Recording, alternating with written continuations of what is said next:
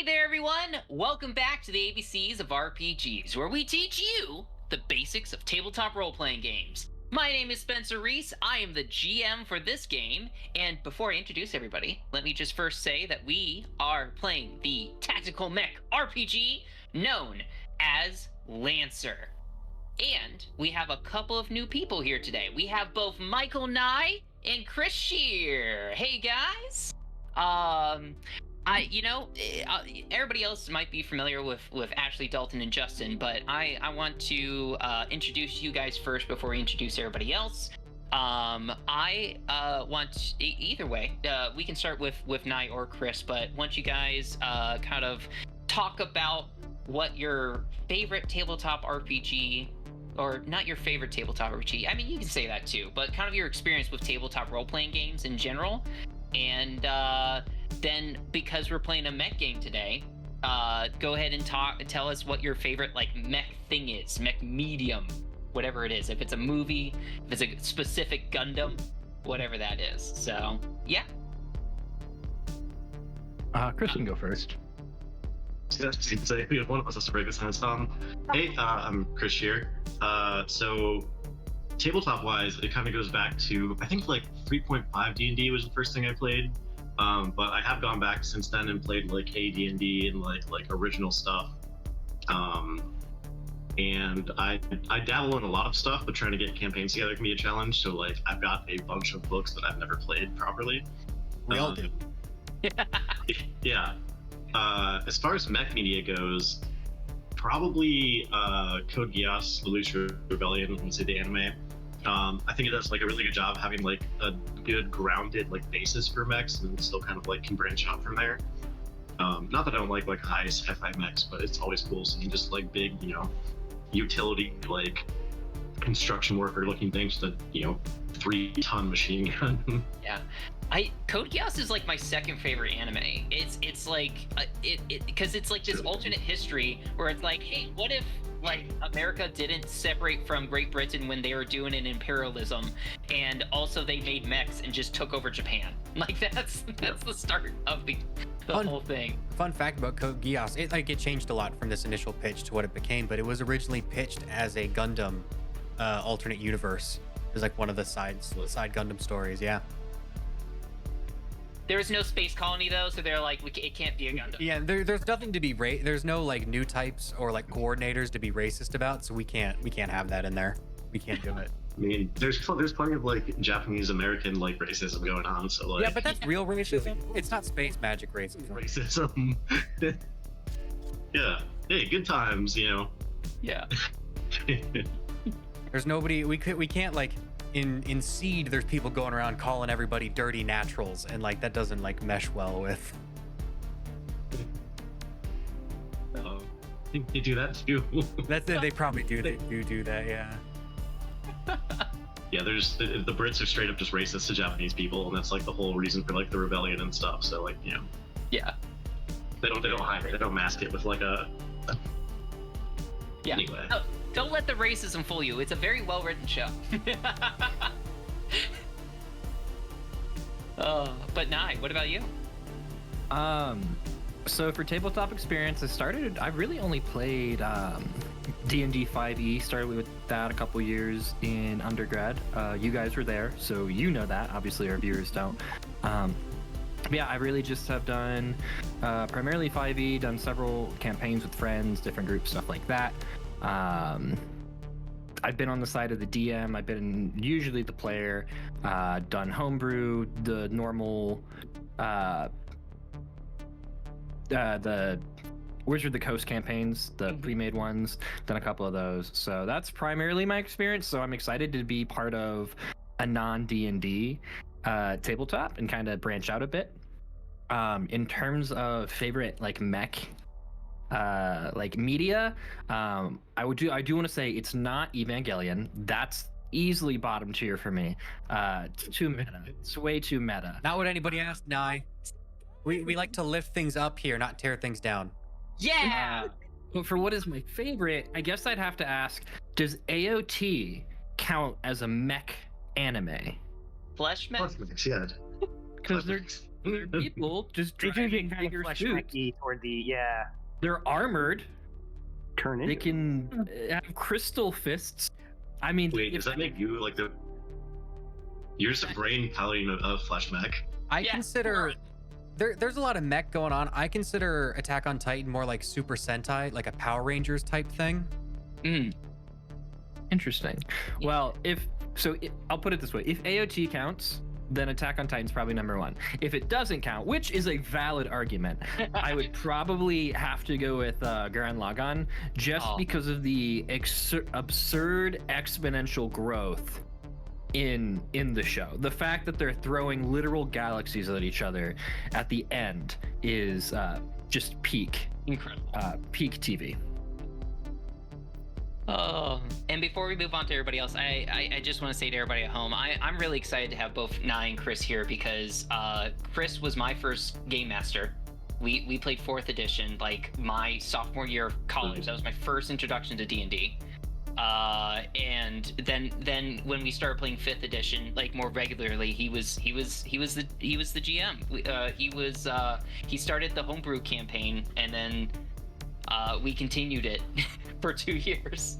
So that was Nye. I was there when he first started because I was about to say that kind of makes Chris my like D&D grand big. a little bit, because I didn't run Lost Mines of Fandover for you, but I ran 2 of Annihilation. I ran that whole campaign for you. Nice. Yeah. So that was great. It was brutal. I don't know if I'd use the word great. That I meant for me. These newbies, they don't know really the real loved two forms. after like a year getting the BBEG and dying, getting power word killed immediately, and just missing out on the entire fight. That was cool. So it's my thing to do that. Should have done that. Oh, no, because the whole Team Annihilation was like meant to just be like just a really hard. Because I mean, yeah, it's like a really high level It's a Tomb glitch of the BBG. Yeah, Yeah. it's No, true. I Yeah, get that. you didn't get annihilated on your really team. It was literally after like a year of playing, we finally got to the big bad. The first thing Spencer does is just kill me outright. And I was like, oh, well, I can use this. He's like, no, you can't. You're just dead. You just died. Saves. No, there's you just die. Kill is a nice There's no little save on spell. power kill. If you have under a certain amount of HP, Yeah. you're just dead. If you have Yeah, less no, than so you should have more HP. you die. Well, I even had temp You- HP for 100, and he's like, no, temp HP doesn't count. Temp doesn't count. Yeah. Oh no. So it's just like, cool.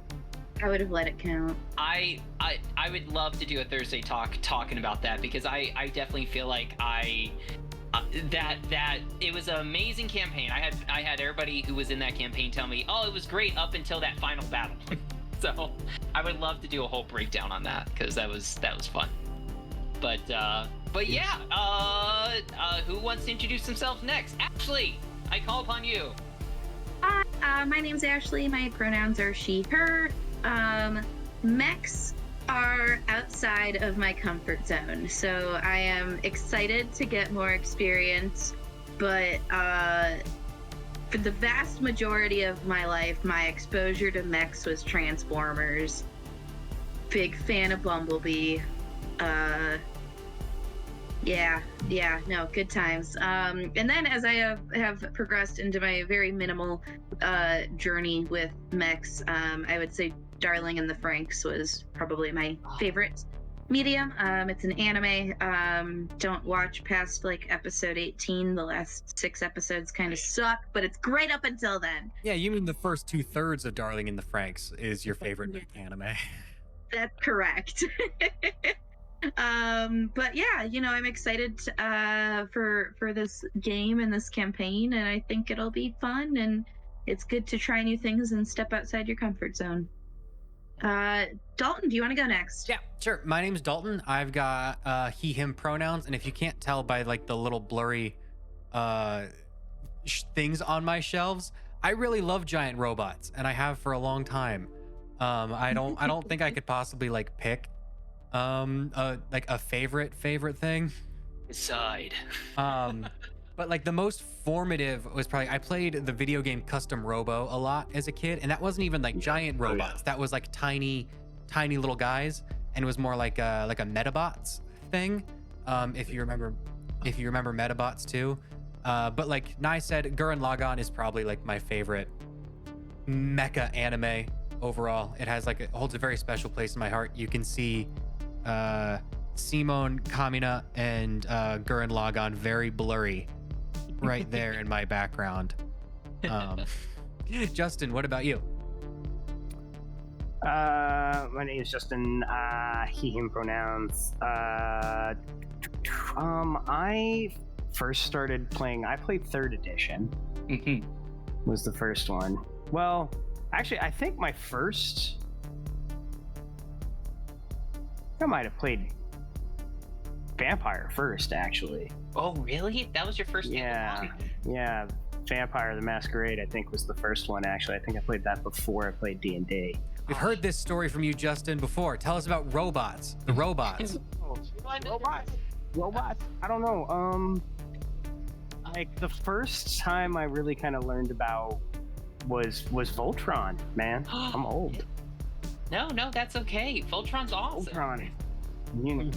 They were all lions for some reason. Their hands didn't change from lion. They just used lion mouths like clamps.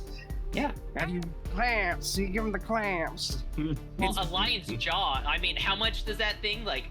Well, I mean, the one lion's jaw became a face. I don't understand why the other jaws didn't. I mean, they became feet. Like they shut their mouths and became feet. This was just clamps still.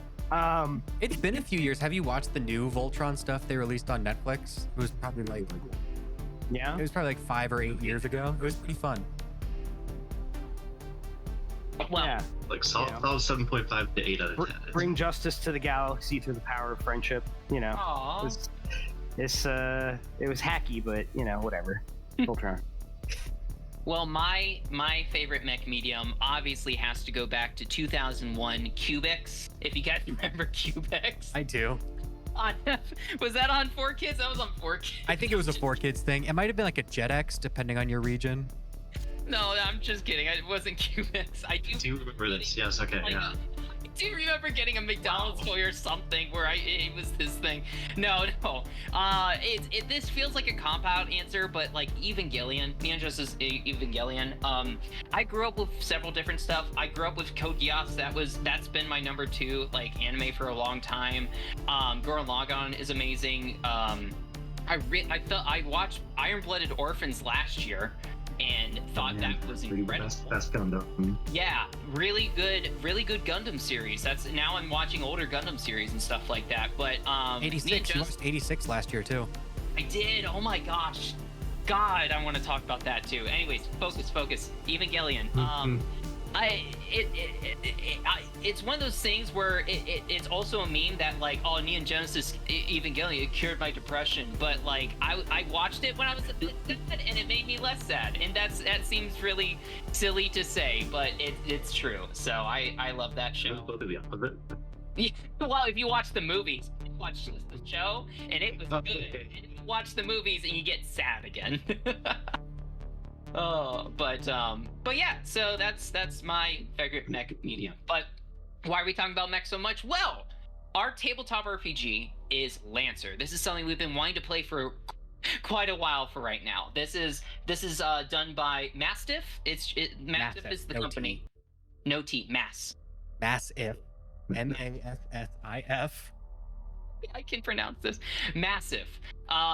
They are great. They've made the Lancer. Well, let me read you this little blurb first. You are a Lancer, an exceptional mech pilot among already exceptional peers, and you live in a time where the future hangs as a spinning coin at the apex of its toss. The fall is coming, and how the coin lands is yet to be determined. That's kind of the setup for Lancer. Lancer is this futuristic world timeline, I guess you could say, where civilization has like risen to power and collapsed multiple times. We've advanced society to a point where we can manufacture anything, kind of like a 3D printer at will. And the biggest thing is not resources, but getting licenses and being authorized to print certain things, such as, well, what we're about to find out is mechs. in this world, everybody plays as a pilot, like we said, an exceptional pilot. They come from all sorts of different walks of life. It doesn't really matter where you came from. What matters is your skill. You are the cavalry in this military world, and you are sent in to kind of really kind of like take on missions. There are ships, there's navy, but you are the cavalry, and you go in, boots on the ground, and show up with your giant mech and do stuff. But everybody is playing as a pilot, which is really cool. Mechanically, or like how the game is kind of set up, there is a light role-playing narrative aspect to it. Very, very light in the sense of something we did similar, to Cats of Cthulhu, in the sense of it's just kind of like a basic roll. You might add like a what's called like a trigger to it, and then you kind of resolve it from there. And that could be anything from like one action to like months of something. But then there's the mech combat, which is more of the tactical side. That's like the main meat of Lancer, is the mech combat, where it's turn by turn, most comparatively to like D&D combat, but with a lot more tactical aspect to it. As we kind of get into it, as we're kind of building our pilots today and everything like that, we'll explain more about how everything kind of works together and how it interacts with the world. But that's how you kind of have to view Lancer, is you'll have role-playing aspects till you get to a mission, and then before you launch to the mission, me as the game master kind of sits down with all the players, talks about the stakes, talks about what's going on, and then you guys launch into a mission. And there are set sit reps, which are these like combat scenarios where everybody sees the board and kind of acts out the combat from there. And then there's beats, like story beats in between that, where the narrative role-playing light kind of system comes into play. But before we get too far into everything like that, let's go ahead and pull up probably CompCon and talk a little bit about that and start making our characters for session 0. So yeah, go ahead, Ash. Comments. Yeah. My first one is a comment, and the second one is a question. First one is, I forgot that Pacific Rim existed, and unironically, I loved Pacific Rim. Giant smashy robots fighting giant sea monsters. That was pretty cool. Second is mech. This is an unironic question as well. Please don't laugh. Is mech short for anything? Like mechanized suit or Mecha. It's short for mecha. is that just mech anime? Like what is No, is I'm assuming there's an actual word. Mechanical. I'm assuming it's mechatronic something. I think it's like so we borrow the word mecha from like Japanese colloquialisms, and like Yes. mecha. I don't know where the Japanese word mecha comes from, if that's like a loan word from something else or based off of something else. It could be short for like mechanics or mechanism or like mechanized robot. I don't really know. You Off are the top of my actually correct. So we have this thing called the internet. So Yeah. just did Yeah, I'm doing the same thing. Wikipedia is just like, yeah, it's a Japanese word for giant robots or machines, typically depicted as piloted and as humanoid walking vehicles. Nice. well, yeah, see, so it's short for mechanism and mechanical. Wow. Which would And- make sense. In Google, when I typed in mech into Google, it says mecha characters on like the right panel. And here's the first one is Amuro Ray, which is from Gundam, the very first one. Second one, Lelouch Lamperouge, which is Code Geass. Yep. Third is 02. Yep. And then fourth is Asuka from Neon Genesis Evangelion. Where's Simo? At least it's not common now. It just shows those four. There's no drop down. It's ridiculous. It's the only 4 mech pilots that have ever existed. They're the only ones you need, other than the Evangelion one. Yeah, 2 guys, 2 girls. You're set. Anywho, so everybody go ahead. There is a website called CompCon. If you're typing it into, I guess, like your URL, it's compcon.app // but basically what this is that Mastiff made this. Massif. I'm gonna mispronounce that 10 more times before. Put a sticky note up on your monitor. Yeah. They made this very cool. It is not only like browser, but you can also download it. I haven't done that, but I know you can. But it is a system, like just a website system that you can make an account for, and it has a compendium which has everything in Lancer, like weapons, mechs, pilots, or like all that kind of like gear and stuff like that in there. It has a pilot roster, which we're going to use to make our pilots because it really simplifies the pilot making process. An encounter toolkit for me as the game master to kind of organize NPCs and like look at their stats and stuff. But then also a content manager, which, like, for example, we're going to be playing the campaign Solstice Reign. There is a CompCon, like a file that you can import into CompCon from the Solstice Reign that's provided with the campaign, and it loads all the extra content from there into this. All this sounds really complicated at first. That's why we're going to walk you through it, because while we'll explain how to make your character as we're walking through this, CompCon really does simplify it, and that's why we're going to be showing it to you guys, because it is a very helpful tool for new players to kind of learn what their pilots are and be able to walk them through how these all interact with the world and all of that fun stuff. So if everybody can go ahead and navigate to CompCon for me and kind of get ready, make sure you're logged into your accounts, we'll go to pilot roster and start making our pilots. Before we do that, I do want to mention the good thing about Lancer is that the only dice you ever need for Lancer is a D20 and a D6. Those are the only dice you're ever going to use in Lancer, which is pretty cool. The D20 is used for a lot of your different like weapon attacks to see if they hit, as well as outside of combat for that narrative roll. You're going to be rolling that D20 and trying to see if you get a 10 or above to see if you activate or you do the thing you're trying to do. The D6s are of course used for damage, but also there is a big mechanic system called bonuses. I think it's generally what it's referred to, but it's more specifically referred to as accuracy and difficulty. You'll see as we're kind of doing stuff and like rolling and putting different equipment and stuff on, when you're going to make an attack or doing something, sometimes you'll get accuracy or difficulty, and they're represented by D6s. If you just have, let's say, one accuracy, like you're able to lock on and use an accuracy for an attack, you would roll your D20, you'd roll the D6, and you take that D6 and add it to your D20 roll. Super easy to do. Now, when you start having like multiples of each, like if you have the difficulty, that would minus from your roll. So if you have like 2 accuracy and 1 difficulty, they cancel each other out. So you can think of as with the difficulty and accuracy going down by 1, and you're left with 1 accuracy that you then roll and add to it. It's important to note too that you don't add up all your accuracy or add up all the difficulty, you just choose whatever's the highest. But I'm getting ahead. Let's go into pilots. Before we make our pilots, could you maybe give us a little bit of like lowdown of the setup?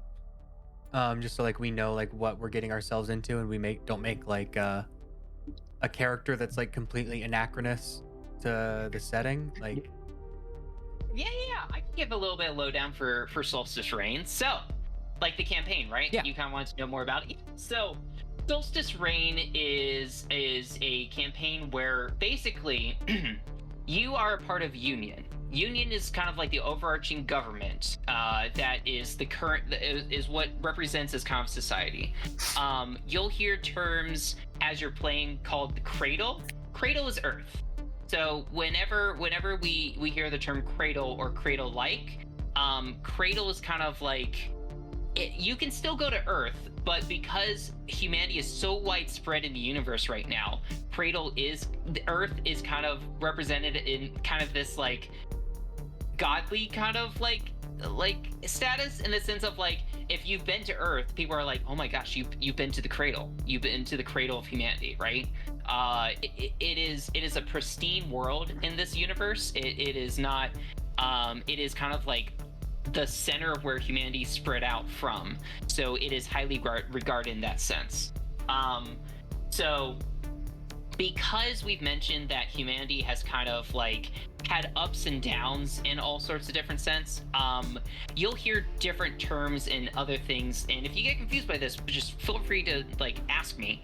But there currently, Union is run by the Third Committee. The previous government, which was known as the Second Committee, you can think of them as just fascists. Like they were a bit fascist, and they didn't really get along with a lot of the different outer colonies. And so the reason why I'm telling you all this is because about 500 years ago was when the Second Committee fell and the Third Committee kind of came into power. And that's kind of the start of where this adventure starts off, because you are on the ship known as the UNSC-CV Rio Grande. And you're heading towards a planet called Cressidium. Now, Cressidium is a cradle type planet, so it's very similar to Earth.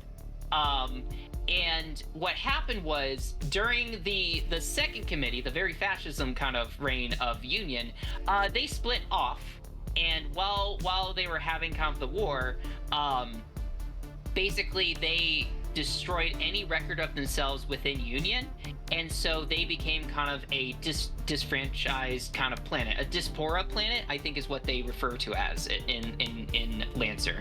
And so because they were disconnected, they've had 500 years to form their own society, to kind of build up their own thing. And only recently did Union rediscover Cressidium. And so at the start of this adventure, you are traveling separately, but with some ambassadors who are going to Cressidium to try to make amends, because currently Cressidium is in a Cold War. There are three major alliances, but the Cold War is between the Leandric States Alliance, the LSA, and the Vestan Sovereignty, also known as just the Sovereignty. You've had most of Union has been interacting with the LSA, and they've been talking with them and kind of getting things sorted, but Vestan seems a little bit antsy about things. So that's where we kind of leave off. We're not in war, but that is kind of like what's the start of kind of happening and everything. You guys are now arriving to the planet. Negotiations are currently underway, but that's kind of what's going on right there. Sorry, there's a lot of backstory with that, but that's kind of like the setup to where you guys are at. You know, the only Ostensibly thing we're from a fascist. What? A space fascist. That's true. But you said you wanted to make sure that you were making the right type of mech, right? No, character. Like I wanted to make sure my character fit in this setting, and like I wasn't just like going anywhere off the wall. Does that give a little bit more like role-playing aspect to know like what your pilot might be doing beforehand? The important thing to notice too. Yeah, go ahead. We're ostensibly going there as part of like a peacekeeping, like ambassadorial mission, and not so much like a, hey, we're the military and we're here to shoot things. Correct. Yes. Yeah. You are the Third Committee. You are not like the Second Committee fascism. Third Committee Union is a lot more peaceful. Yeah. Oh, we are like government backed, like Yes. soldier, agent, mech pilot. Okay, gotcha. Yes, you are. Okay. Yep. That's kind of what I was looking for. Like we're part of like the structure of society. We're going there for peace-esque reasons, like trying to like as diplomats. We're not like looking for a fight or for a violent takeover or like piracy or anything like that. Like we're coming at this with good intentions, and we should make characters to kind of like go along with that is kind of what I was looking for. Thank you. I appreciate that. Yeah, no problem. Cressidium, it has very similar capabilities. It's kind of like advanced alongside of what Union has, but they don't have like the magical 3D printing technology that they have. So that's one of the things is that Union's coming down and being like they have mechs, but Union's coming down and being like, hey, like we want to put you back into Union, but first off, you have to chill in this Cold War thing.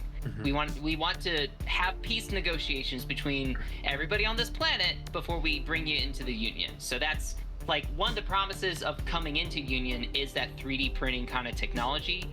And what Union's ambassadors are trying to do is make everybody stop the Cold War before they kind of start introducing anything to the planet, if that makes sense. So Yeah, you don't want to give them flash printing when they also could just flash print like nukes and stuff. That would be not ideal. Yeah, I'm pretty sure they did a whole show, something about like stars and trekking, about like some sort of prime directive about this. There's no way to know. Who would possibly know? Well, and even if there was a prime directive, it's not like anyone ever followed it. Yeah. Right. Every episode of Star Trek is like, we have to think about the prime directive, and then like 3 seconds later, they're justifying breaking the prime directive. Look, we gotta understand. The Rikers got a Reich. It was a sexy alien. I have a penis. What do you want me to do? I can't do the situation. That was like half the episode, or at least half the Riker. yeah. He was like, "Oh no, Rikers fuck somebody." They should, in a perfect world, they should not have let him out of the holodeck. Yes, sir. It's gotten stuck again this time. Holodeck B. Riker. Oh, Riker. But did anybody have like character concepts in mind? I got a couple. I did. I don't know if it's gonna work now, knowing the whole premise of this campaign. I think I gotta sleep a bit. That's the important thing, is that like you guys come from all walks of life. Like if somebody picked you up and was like, hey, you can pilot a mech real good, we'll put you in the pilot academy. So the other thing that your backstory probably has is that all of you probably just came out of the pilot academy. That's why you're going to be license level 0, which is the level up system in Lancer. You go from license level 0 all the way to 12. There is a cap at 12, but you are starting at license level 0. So that's one of the things. You just came out of the pilot academy, and this could be, maybe you've been in other skirmishes, but this is like your first official mission. And going into combat, maybe under Union or under the Union band and such like that. So Cool. yeah. Ashley, you definitely raised your hand when I asked about a character concept. So do you want to go first? So my character concept is going to be really this person who is really interested in exploring like the rest of the universe and stuff like that, and she is convinced that she has met and had conversations with aliens on a far off planet, and I have learned that in the Lancer universe that there was a race of aliens, but they got completely wiped out, so everybody thinks that she has lost it. And we're gonna find out if she has or if she hasn't. But she really likes to climb. She's kind of agile in terms of like the mech that she pilots, kind of like far away. Wanted to do stuff with the smart weapons, but we'll get into that later. Yeah. Anybody else have any kind of character ideas that they're thinking of? Character. So, you guys have all seen Atlantis, right? The Disney movie. Yeah. Yes. What So a I good think I'm going. film. Yeah, great movie. But I'm just going for explosions. So like the first kind of character stuff that comes to mind is like the demolitionist in that movie. Just like Yeah. Yeah. just way too much dynamite. Fun In fact, this I don't case, think it's this is the first time that mole guy from Atlantis has come up on one of our streams. I think I remember us talking about him before. The mole guy's different from the explosion guy, but still, yeah. Yes, those are different characters. Oh yeah, those are different. Yeah, the explosion guy, he's got the mustache. Yeah. Yeah. He's like a miner, They isn't he? blow things up. Yeah, so I was just looking through like all the rules and stuff, and lots of cool like synergies around rockets and missiles and launchers and stuff. So plus like I don't know if anyone else has seen Macross. Not like top of my list, but just like Macross missile swarms just hit different for some reason. Yeah. For sure. Yeah, so I mean, mine I guess is kind of similar, but it's more just weapons in general. I want to do a lot of like fire support stuff. Some of that will be with, you know, big guns, but some of it is not always big guns. It's just fire support in general. So that's what I'm going for. Nice. I know I was probably thinking, I haven't exactly fleshed out the full like character concept yet, but I like the idea of a pilot who wants to like get the most out of their machine and like push it really far. So I was gonna try to play a lot with like the danger zone and heat. It's a mechanic in Lancer where like you can kind of your mechs can overheat if you push them too hard, and some mechs get bonuses when their heat is close to filling up. And I always like the idea of a pilot who like kind of gets every last ounce out of their machine as possible. Spencer mentioned Iron-Blooded Orphans, and like the main pilot in the Barbados is very similar. He really pushes that thing to the brink every time he pilots it. That it is barely functioning at the end of every fight and kind of has to be rebuilt every time. Yeah. I was kind of thinking maybe like he's kind of like two-faced a little bit. Like he's like gloomy and reserved and like just wants to like mess with his mech in downtime, but as soon as he gets in it, he gets really like aggressive and fiery, and like his personality kind of like does a little like shift a little bit. I think that could be like a fun little gimmick maybe. Well, awesome. And then Justin, did you have a character idea yet, or? Yeah, I have a couple actually. I have a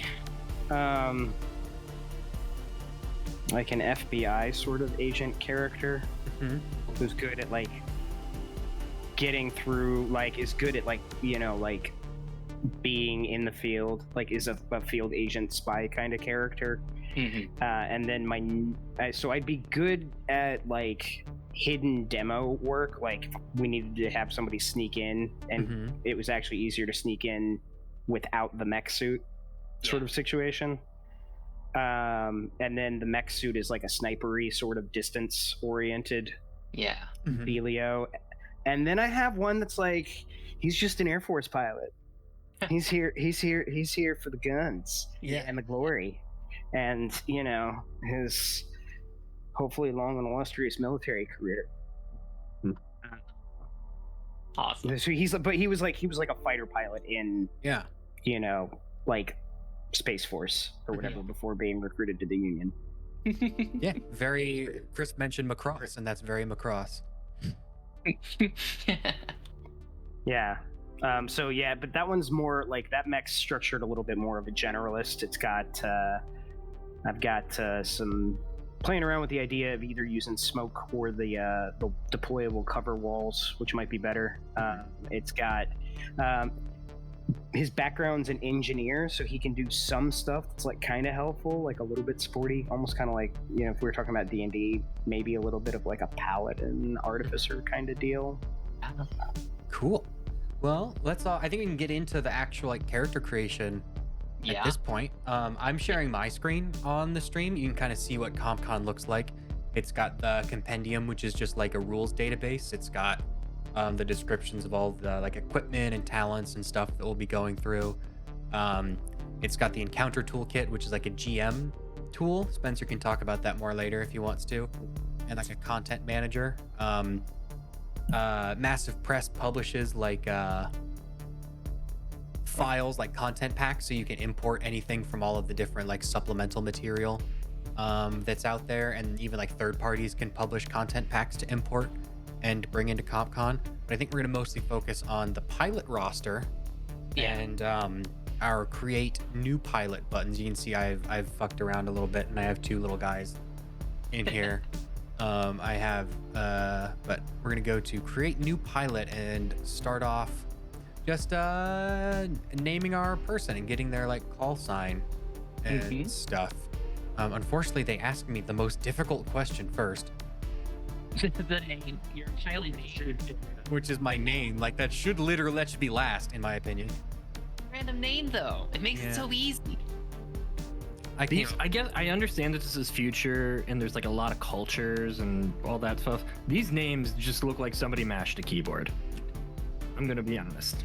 Yeah, but hey, my random name was Peng, so I don't want to hear that these names are just mashed together. Mom, I've got little Fritz Pilata.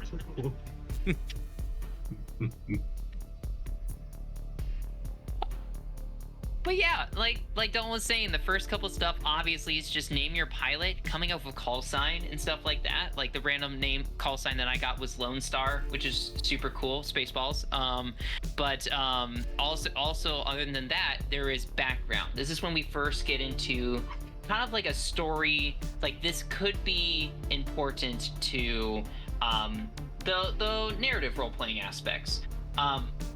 Backgrounds, if you click on the little globe right next to it, it has a predefined background, but you can also come up with your own background. This is one of the cool things, is anything that's used for just the light narrative role-playing stuff that we talked about is very open-ended. But when we get to the next part, you'll find that even the triggers are like, you can make up your own triggers, which is cool. I mean, always verify it with your game master, but like, it's cool because like the pilot backgrounds, you can select everything from like you used to be a celebrity, or maybe you still are, to a mercenary, an outlaw, a priest, a scientist, a soldier, like Justin was talking about. There's all sorts of these different backgrounds that you can choose with little backstory blurbs. But the important thing to know is when you're selecting this, is that you can invoke your background to help you out with tasks. So let's say I pick the criminal background, right? And I'm my pilot is like, he has some downtime and he's like rummaging around the base, but he finds somebody is stealing stuff out of the base's food supply. So if my character wanted to either talk him down, or maybe like to find out who was stealing the stuff, maybe he didn't see him at first and he had to track down this guy, and I could make a pledge to the GM like, hey, I want to track this guy down, and the GM's like, okay, great, I want you to make a roll for it. I then could say like, hey, I think my background could help with this role. Like being a criminal, I think it could help out with this role. And if the GM agrees, then I would get +1 accuracy when I make that D20 roll, which, going back to accuracy, is rolling that D6 and adding it to your D20 roll, along with anything else that you might add to it. We'll get into more other stuff like triggers and stuff like that, but that's what background's going to help out with, which is pretty cool. Mm-hmm. So you said before, it kind of goes both ways though. Like a criminal probably have a hard time, like also, have narrative penalties and stuff. Yes. Yes. Yeah, like a GM could be like, yeah, like, hey, you're a criminal, you're trying to like talk to a policeman. Mm-hmm. That's gonna be more difficult for you. Yes. Yeah. But yeah, I picked out my name, call sign, and background. There's little bits for like pilot biography and description and picking an image. I'm gonna do all that later. Yep. There's some base image stuff, but we usually make our characters in Hero Forge. Shout out to Hero Forge, so we can always upload those photos in there later. Yep. And one thing, we're going to be doing these things from scratch for demonstration purposes, but CompCon does have some character templates. If like you want to build a sniper type character, that's like pre-generated, so you don't have to go through all the steps. Like, so you can just get going. Or if you want to build like a close quarters combat guy, it has like a template for that. Very nice little tool, because there's a lot of decisions to be made through this process and a lot of rules, and it can really help smooth things along. If you click the select character templates too, it's very good if you're starting out to have this open in another tab. So that way you can see, when you expand this down, it shows you not only like the tactics that this person uses, but it shows what pilot skills they've chosen, what pilot talents they'll use, which we're going to go into, but also shows the loadouts for everybody, including weapons and systems, which is very helpful, especially if you're doing this for your very first time. So something else. Yeah, go ahead. Oh, I was going to say something else. You can actually click it and it'll like go to the continue menu. I think at the top of your screen, Dalton, like there's a thing that says it's like accept or whatever for the trigger, or the template. But then you can go back and edit those. So even if there's only parts that you want to have, you don't even just need it in like a separate screen. You can just open it and then edit it from there. Yeah. Yeah. A side note too, if you look to the left, it has a little mech, like kind of like what looks to be like an old NES or Super Nintendo like icon for each of the templates. If you look in the top right, it says mech art courtesy of Retrograde Tabletop Minis. Highly recommend checking them out. We're all gonna make our mechs in Retrograde as well to kind of like customize them for the board. It is a free site to just get some cool mech art for it. It is amazing. Please use that for making your mech, because the first mech is kind of like open-ended to kind of allow you to customize it how you want. But yep. So well, with my name, call sign, and background determined, I'm gonna go next, which is where I pick my pilot skill triggers. Spencer, did you want to describe what those are? Of course. So once again, this has to do with the light narratives role-playing kind of part of Lancer. So what this is doing is that it says, if you look on the left of CompCon, it says 4 skill points remaining. This means that you have to pick 4 of these different things, or like I said before, if you scroll all the way to the bottom of CompCon, you can just make up your own custom skill trigger. Now, what is a skill trigger though? Just like how we were saying, what if your character wants to do something? What if your character gets into a fight and you throw a punch? Instead of like mech combat where it's turn by turn, you're probably just gonna roll once or maybe a couple times just to kind of determine how that fight's gonna roll out. Probably just once. So if you're only rolling once, you could, and you take the trigger, apply fist to face, you get a bonus when you are in a situation and rolling for it, and you apply it to your GM, say, hey, I think apply fist to face would help me out in this combat, and the GM's like, absolutely it would. You get a +2 bonus when you make that roll. So you roll a d20 and you get +2 added to that roll. These can be upgraded later on. It goes from a +2 bonus all the way to +6. But basically, when you start out, you're just going to choose 4 of these different things that you're going to have a +2 bonus for when you're outside of mech combat, and you can apply this to whatever you're doing. So, hopefully that explains triggers well enough. Does anybody have any questions about that, or how they work kind of mechanically? Hopefully that's good. No, I think that's a good description. Yeah, they range everything from the combat, like at the top it says use your ability to use, resist, and apply direct force, physical or otherwise, all the way down to like creative things like hacking or fixing, notice details, think creativity, and prepare, even to like charisma type stuff, you know? Oh yeah, go ahead, Justin. What is QCB weapons? What are QCB weapons? Close combat quarters, I think. Close quarters combat. Close quarters combat, yeah. So think of like a shotgun. Yeah, shotguns and pistols. Yeah. Knives. Oh, close quarter ballistic weapons. Okay. So there we go. Yeah, right. Because CQB is specifically for like range. Yeah, he cut out a little bit. Like short range. Yep. Like within the context of the game, like 3 spaces away. Think like like others have said, shotguns, pistols, that sort of thing.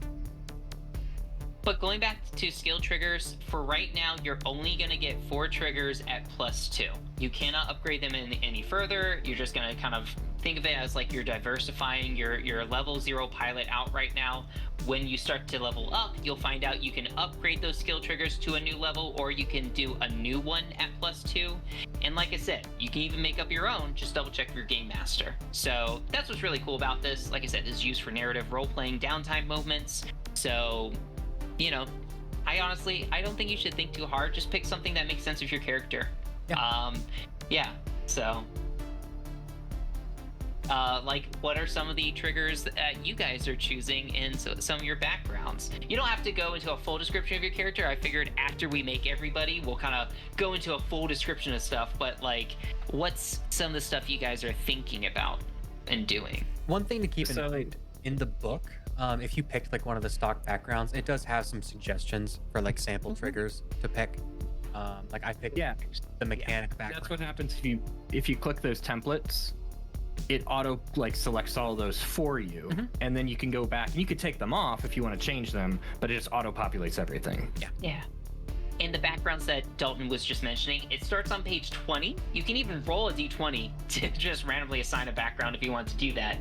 And then if you scroll down to page 21 and so forth, like celebrity, the example triggers that they say, hey, if you're a celebrity, these might be good, are like charm, pull rank, lead or inspire, and threaten, which is all kind of like charisma based, kind of like a bard in D&D, right? Like a bard would have all those things because they're good at talking with people. A celebrity in Lancer would be good at doing that because they're used to being kind of like that socialite, right? So, but yeah, that's kind of how triggers work. So, and then triggers in Lancer start on page 25.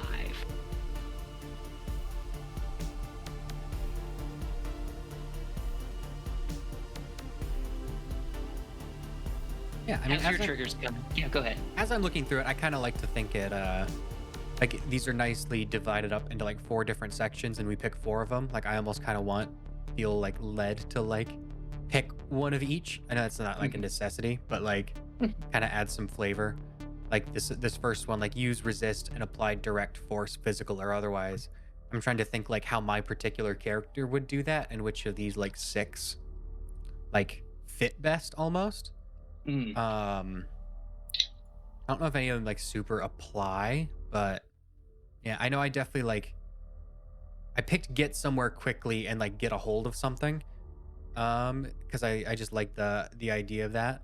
I think I might try to like pick some stuff that fits like a more like quiet, reserved, kind of like in the background, like watching kind of person. Someone that doesn't like want to like super stand out. Because that's kind of like how I'll play my character out of combat. Mm-hmm. So like maybe like read a situation or something would fit well for mine. This is like an area of the game if you're trying to like maybe not overlap a whole lot with all of your characters. Yeah. We've played some other games where like since there isn't like a whole lot of like rolling in out of combat scenarios, you don't want to like overlap too much because you might be like taking someone's thunder a little bit. Like if everybody takes Darn. like skill points and apply fist to faces, everybody's going to want to be punching everybody, and you might want to, sometimes that's good, sometimes you want a little bit more variety. Everybody just gets into bar fights all the Like, time. if like your party is only good at blowing something up, unfortunately everything is going to get exploded, and there might never be a peaceful resolution to anything. I think in Star Wars that's classified as aggressive negotiations. Did anybody have like triggers that they were probably gonna pick up? Yeah, so since I want to go with like a setup with the fire support kind of thing, so like I was gonna go with survive, get somewhere quickly, stay cool, and spot. I figured all those are like things of someone in the background laying down, suppressing fire would have. Mm-hmm. Anybody else? Ashley, I know you had a pretty like firm view of your character already. Yeah, I might switch it up. I had also been thinking about taking survive and spot, but the other 2 I had was climbing and take someone out. My thought process. Climbing an official trigger, Ashley? No, it's not an official trigger. It's a custom trigger, which we had talked about prior to this stream as being okay.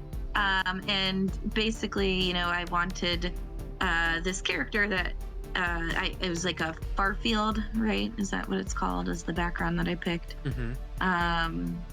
They basically went out on this journey to go and explore different things in the universe.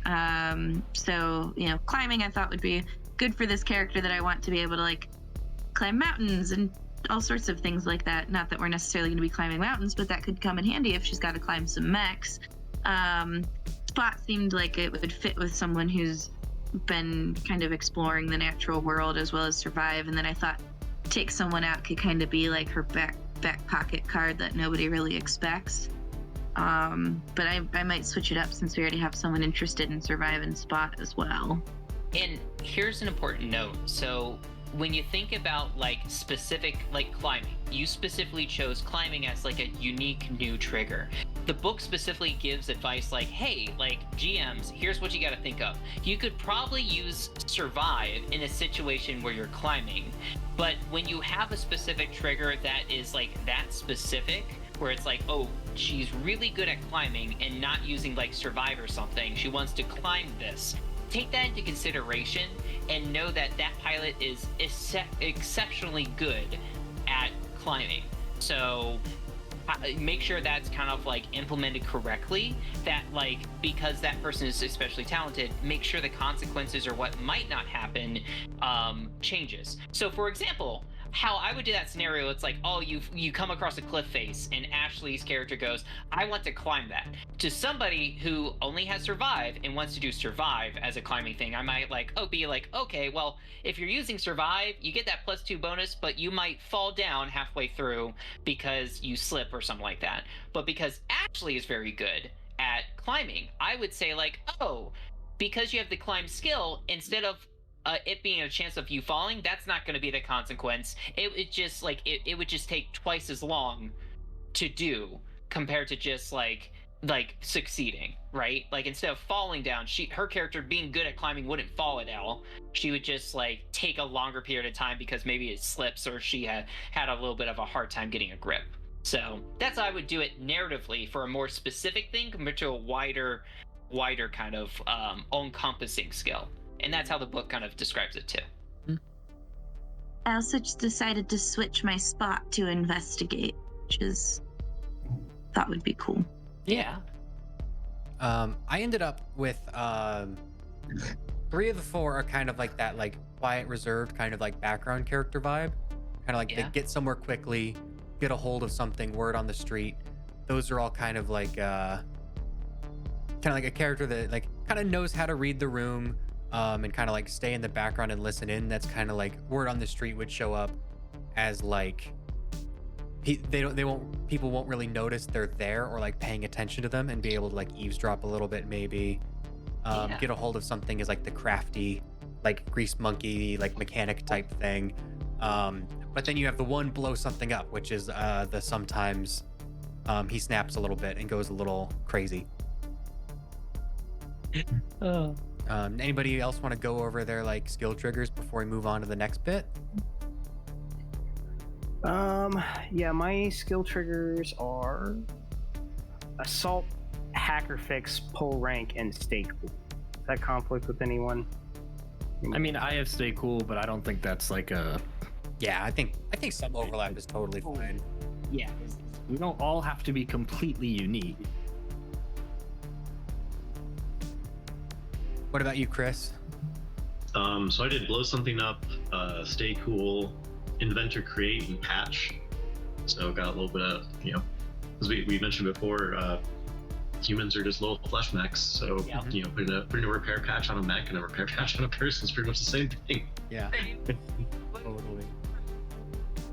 One uses blood, one uses oil. Same. So yeah, if my character comes toward you with a blowtorch when you're injured, I would be like slightly concerned, but it should be fine. Just carve me. Yeah. I think that kind of covers our skills. That kind You can technically weld a wound shut, I would. Yeah, that's exactly what I'm saying. See, you get it.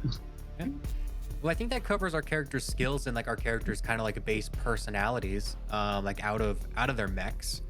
So I think we can move on to like our pilot talents, which is like it defines how our characters pilot our mechs and like fight actively. Each little thing has like a little track. Like the more you invest in it, the cooler abilities you get. At the moment, we get to pick 3 level 1 talents out of all of the bunch. And yeah, they just kind of give you a little bit more information about how your character will behave while they're piloting. Maybe your character takes a level in brutal, and that means that they're really going to lay into someone when they fight. Or they'll take a crack shot, which means they can get a good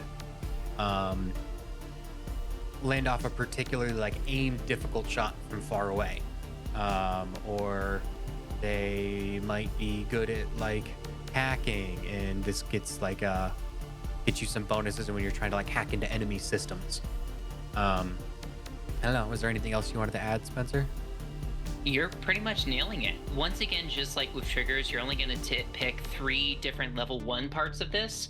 I mentioned that like you live in a post-scarcity world where you can 3D print anything, and that's pretty much in between every kind of like longer rest, the downtime as they call it in Lancer.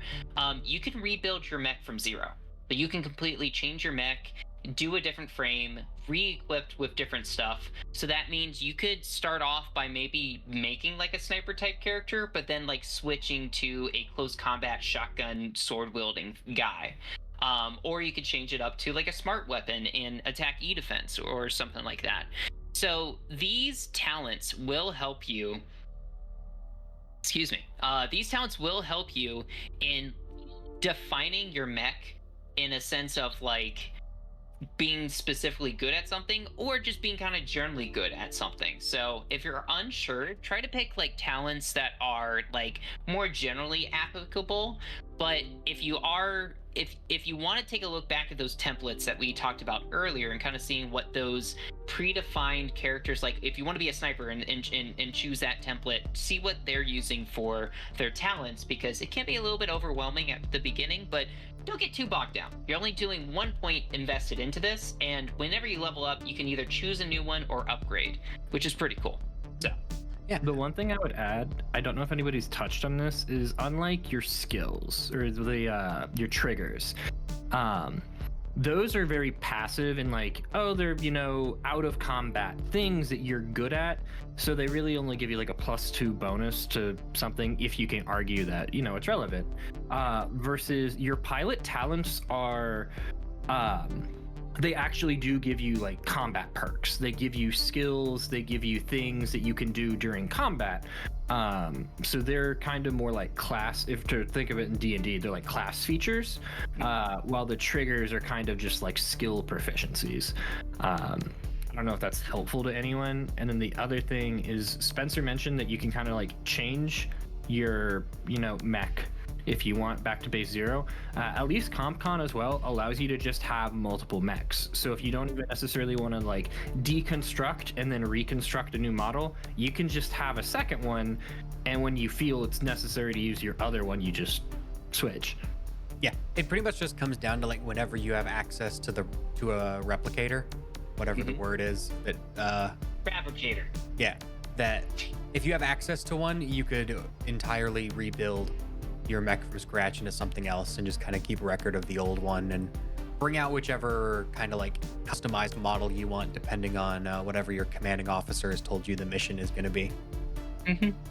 I had a pretty strong idea for which talents I was going to go for already.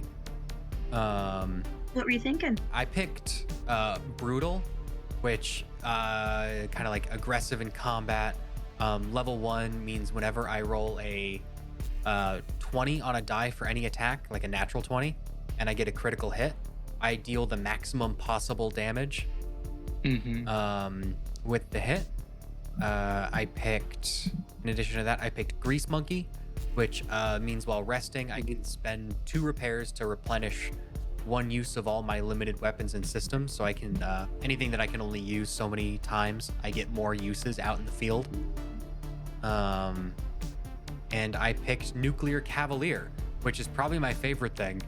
The first attack roll I make while in the danger zone, like while my mech is heated up, I also deal additional heat damage to my opponent, making them heat up a little bit as well. What's the scale for heat? Like 0 to 5, 0 to 6. It depends on the frame. Yeah, every like mech frame has a different heat cap, and you can also increase it, I think, by taking. Yeah, your mech skills can change it, but we haven't got to that part yet. Yeah. If you hear terms or anything like that, like what the heck is heat? What is all this stress? I don't understand. We'll get to that. Don't worry, guys. If there's a lot to Lancer, but it's super fun and it all makes sense. So. Yeah. Anybody have any like thoughts or things they were thinking about for their pilot talents? Oh, sorry. You can go now. I was just gonna say I'm just using the default fire support ones.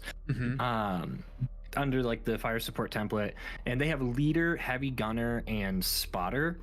So heavy gunner, what does it do? It gives me a new action, a quick action of covering fire.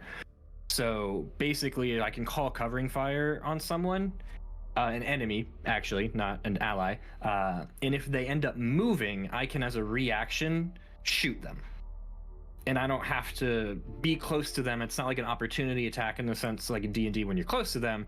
It's an opportunity attack from far away, which is really cool. And then leadership gives me extra die to give my teammates. If I tell them what to do and they do it, they basically get like a bardic inspiration. They get to roll a die and they can just add that. Or they can give it back to me if they don't want to listen to me. And then spotter, we'll get on lock on when you lock on an enemy later, but when you lock on, if an ally hits a target that's locked on, they can choose whichever bet. They can roll twice and they can choose the better roll. Nice. Should have mentioned this before, but if you're looking to see where talents are it is under the compendium, starting on page 90. That's where you can find talents for pilots. So. Nice. So you're kind of like a back supporting other like snipers, long-ranged guys, kind of watching over the field, providing. Yeah, I want to be close to do something, like to be involved if I need to, but I'd rather just kind of let you guys do it and help you with moral support from the back. Nice. Well, I definitely plan on being up in the action, melee, close quarters combat, that sort of thing. Anybody else? Yeah. I had Centimane, Infiltrator, and Skirmisher. Centimane is about if I hit with a Nexus weapon, which I think is a smart weapon, if I remember correctly, the target has to pass a system save or become impaired and slowed. That's with a critical hit. Infiltrator is all about being kind of sneaky on the battlefield, so I can enter the line of sight of hostile characters and move from cover, and that doesn't stop me from being hidden. I can also pass freely through enemy spaces or hide in plain sight of enemies, but those effects do end when my turn ends. So biggest thing is like I can pass around people, but I have to like end my turn out of sight still. And then Skirmisher, I gain soft cover at the beginning of turns. So, the whole thing is like I want to be like really speedy and all around the battlefield and kind of ranged and agile, but supporting from a distance, but not a little bit different from how Michael is also supporting. Yeah, like Nye is like more actively supporting us in combat. You're like bouncing around, hacking behind enemy lines, like out of sight kind of thing. Nye is like leading from the front, like giving orders, providing support. You're like in the background, taking people out covertly. Precisely the goal. Chris, Justin? Cool. Yeah, so my... Oop, I clicked on the wrong thing. I'm bad. Yeah, so my talents that I took were Engineer, which gives me a prototype weapon, which is kind of cool. And it has Overkill, which means if I roll minimum damage, I get to roll damage again. There's some other stuff that goes with it, but that's the highlights. I have 1d6 plus 2 uses of it, and then I pick what kind of weapon it is. I was thinking about making it a close quarter ballistic weapon that does energy damage. Ooh. Yeah, and it's like they're like rounds that I put in my shotgun. Mm-hmm. I kind of like thought about that, or it could just be like a chest cannon. I don't really care. Yeah, it looks like it's kind of like integrated in, like it doesn't take up a spot like other weapons do. It's just like a whole like extra weapon you get to kind of like customize a little bit Mm-hmm. to do whatever you want. That's pretty cool. Yeah. And I took Exemplar, which first time that I attack a hostile creature within a range of 3, and anytime I attack them, it doesn't matter if I hit or miss, I give them the Exemplar's mark as a free action, which means that as a reaction, I can provide Valiant Aid, which if anybody's attacking this like marked person, then you get to roll 2 die, but you have to use the second one. It's not a better of the two. It's you just kind of like The second number. I mean, if you roll poopy, it's a really good option. Mm-hmm. If you roll middle of the road, it's kind of like meh, 50-50. And then I took Vanguard, which gives me +1 accuracy when using a close quarter ballistic weapon to attack targets within range 3. Cool. Yeah. So like up close, I'm nasty. And I got that one little. I got like a special weapon. I got the one little boost. You know. So and then I added. Oh, we haven't done mech skills yet, have we? No, not yet. That's next. Yeah. What about you, Chris? Yeah. So for the overlap, I took Vanguard as well. Nice. Doing like close range like missile stuff, so Vanguard will kind of help there. I also took Stormbringer. So this one is just like it gives like launchers, like missile weapon types, like control effects, like knocking prone, knocking back, kind of stuff. So it's cool, you know, give you some utility. And then I also took Gunslinger, which is bonuses for auxiliary ranged weapons. So there are some launchers that overlap as auxiliary weapons. So it just gives like, you know, the first level gives accuracy, the second one lets you like use a reaction to fire back at someone that shoots you, and the third one gives you like a die that counts up when it hits 6. Like your next auxiliary weapon just gets a bunch of bonus damage and AP. So kind of cool. Yeah. That's awesome. So it seems like we've got like two more supporty guys, and then like 3 close quarters like melee type guys so far. Yeah. Which is a good mix. If everybody's good to move on, I think we can go to the next bit. Yeah. Sounds great. Getting into mech skills. So, this is like the closest equivalent in D&D to like your stats. You know, there's only 4 here, but this is like this directly affects the same kind of things like you would in D&D, where like upgrading certain things, there's like upgrading your constitution will give you more health. Hull, upgrading your hull will give your mech more health. So like that's what it is. So there is hull, agility, systems, and engineering, and under each of these has a little description below each.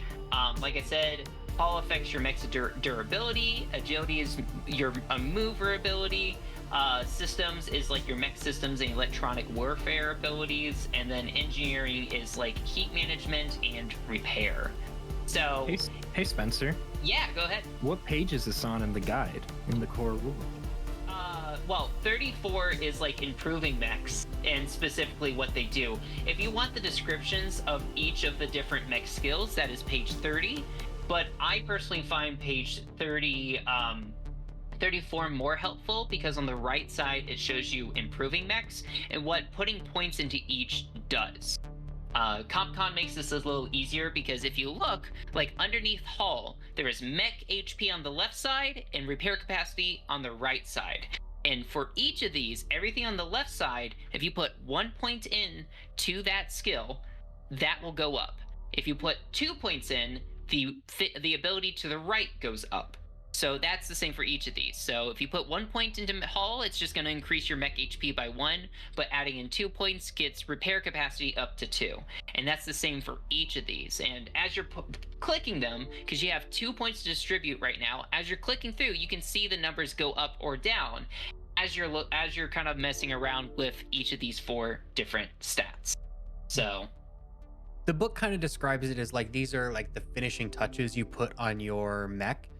like the little tiny modifications that you as a pilot specifically make to make your frame unique, like your Everest, which is the starter mech, different from everybody else's.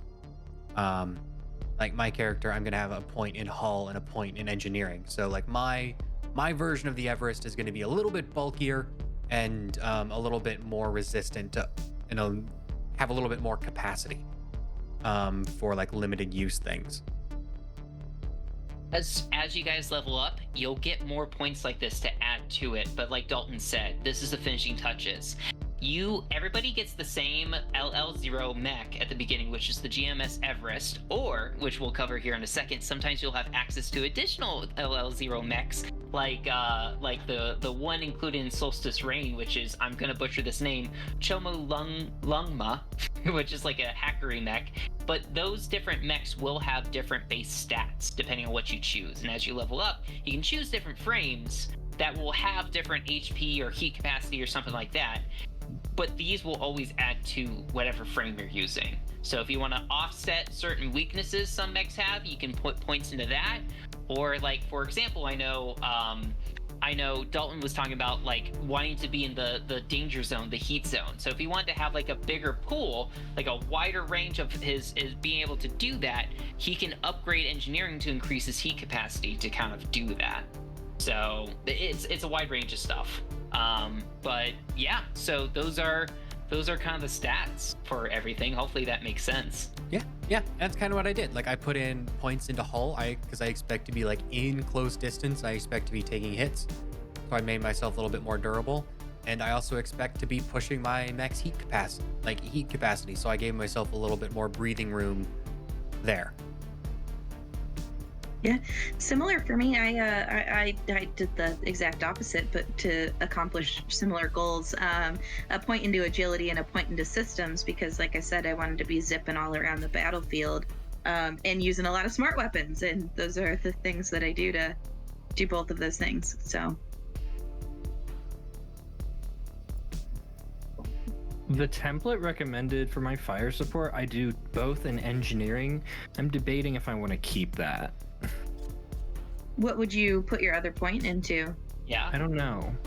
I think one of the reasons it puts you into engineering is like when you put in 2, you get an extra use of some of your limited systems. Yeah. Is probably why it does that. Yeah, the only other one I would really consider is probably agility, just so I can get to whoever I need to get to quick. But I don't...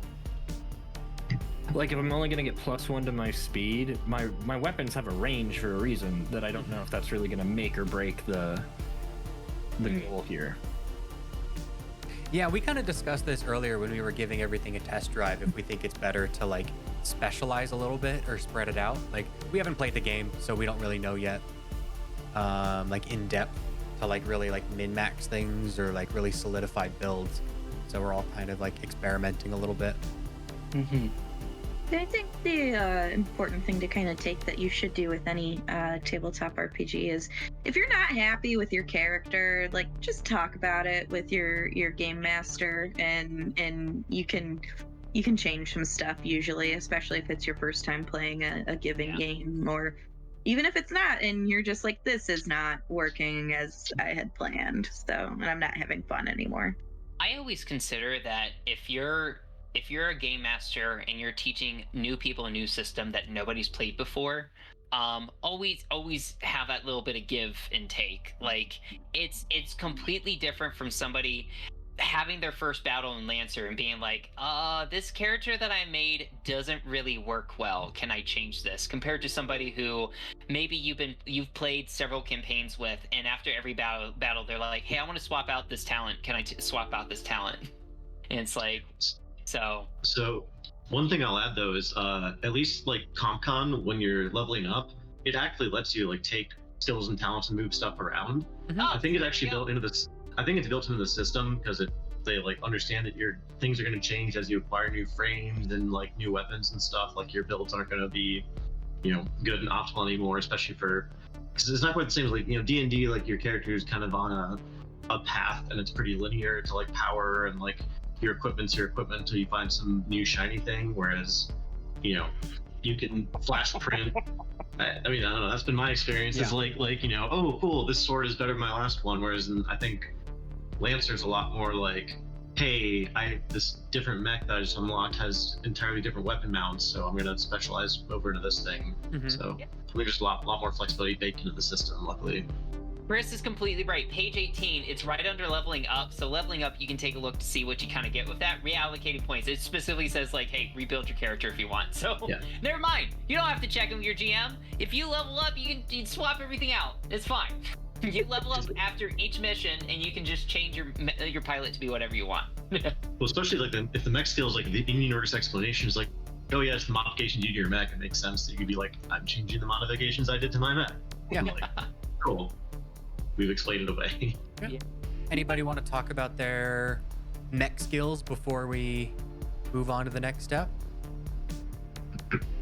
I just put 2 into Hull.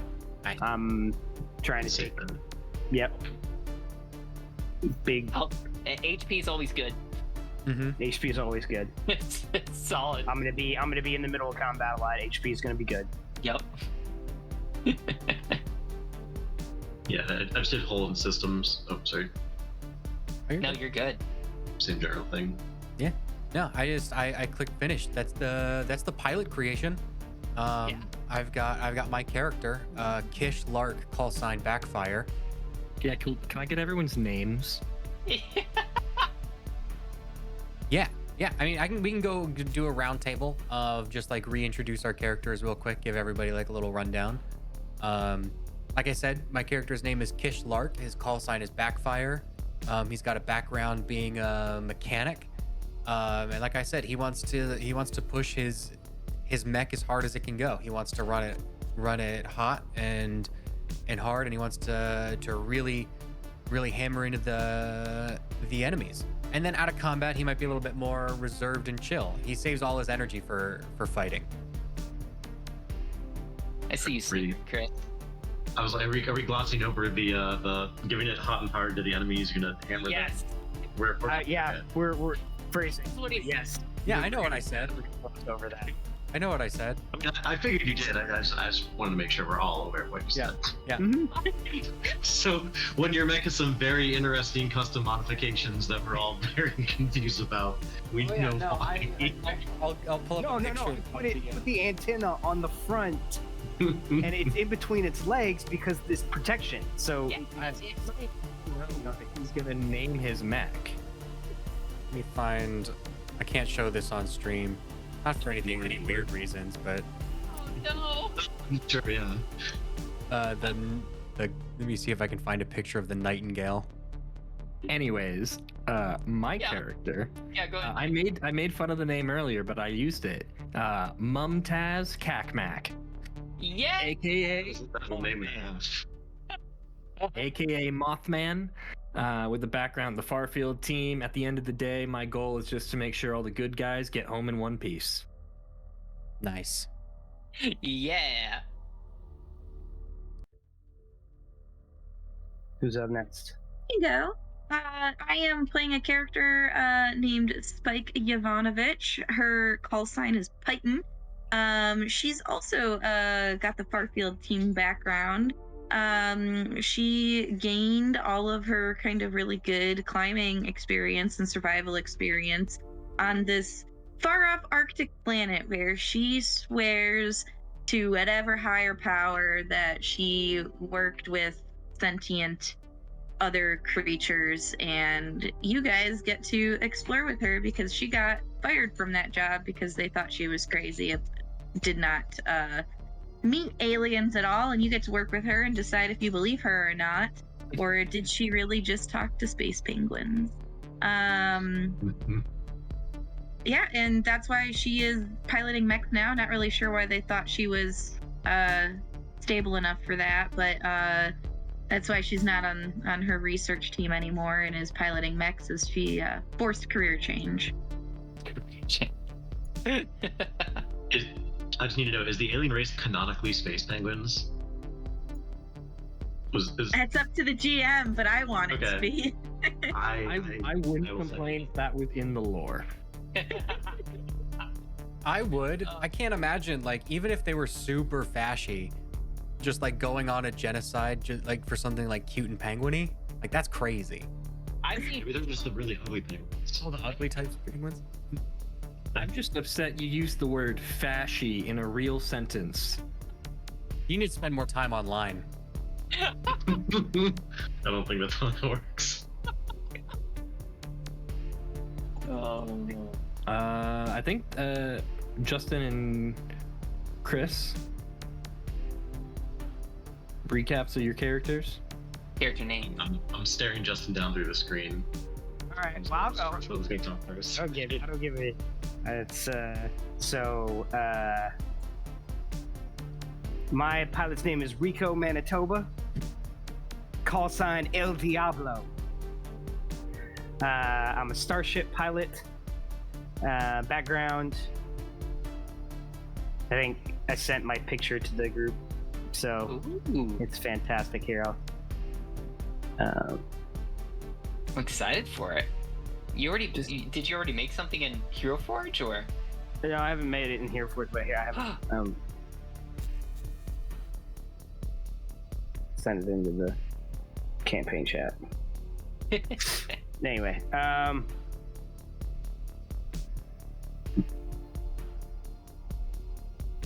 yeah, boop, boop, Iceman. Oh, his original. I was gonna originally call him Iceman. Nice. I was gonna name him Val Kilmer and call him Iceman. Yeah. So many big views at that point. Yeah.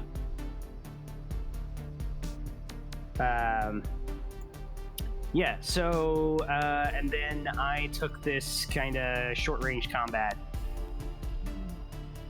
mech. I put Nice. all my points into hull, so that way I can just kind of tank. Perfect. And my mech's got the... Oh wait, we haven't done mechs yet. Not yet. What about you, Chris?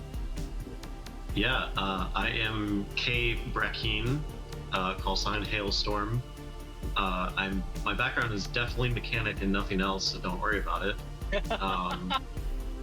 And I think we kind of summarized like some of the other stuff before, but yeah, explosions. That's the plan.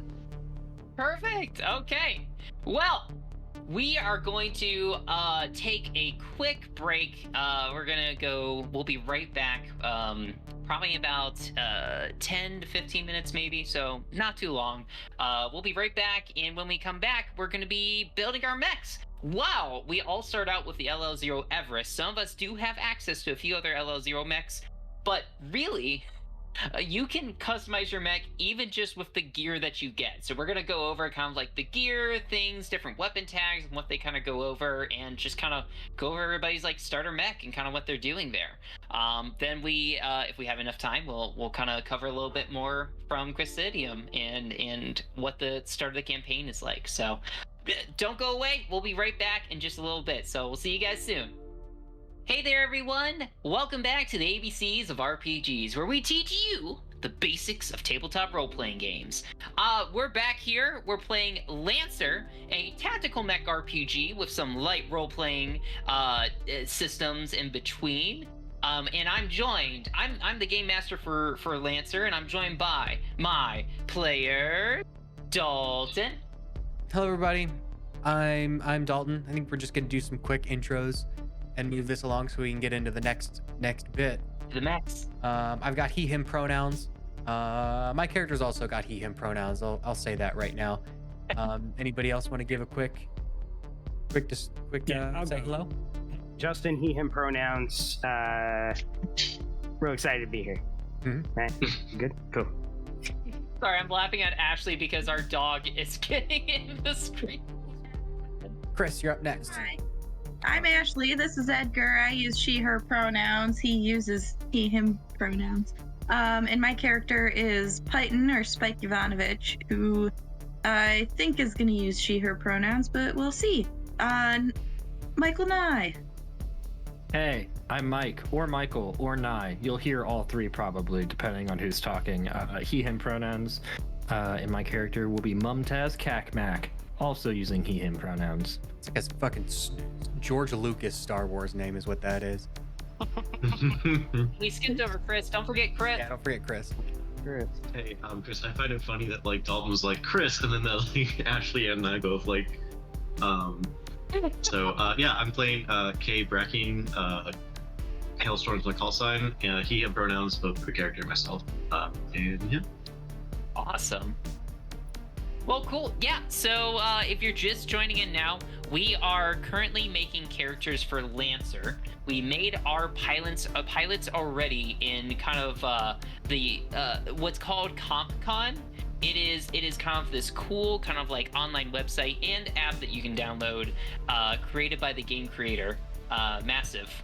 And yeah, they made this really cool online system to help build your tabletop role-playing character in this system. So we now that we've made our pilots, we're actually looking at, I believe, Dalton's current pilot right now. Mhm. So once you've made your pilot, in your pilot roster, you can just click into that pilot. That's kind of like what's showing on the screen here.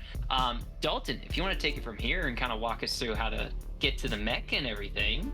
Yeah, real quick, like there's a couple sections in here for like reserves and bonuses. That's just like little bits of equipment your DM can give you before missions, and like some gear loadout for your pilot. This is all like something you're just given for free. You get to pick it before a mission. It has like armor, like a sidearm. Maybe you want to bring like an emergency med kit or something. You just kind of pick whatever you want there before missions go. But down here at the bottom, there's a few different tabs. There's your dossier, which is kind of like flavor information. Kind of like if I were to write a biography, appearance, picture, stuff like that. And you even know this, there's little stats in here. It'll keep track of like enemies destroyed, heat taken, if like you're really using this in depth, which is very cool. Your narrative profile, which like we covered, is where your skill triggers live. Your tactical profile, which has like your licenses, skills, bonuses, that sort of thing. But the important bit is your mech hangar.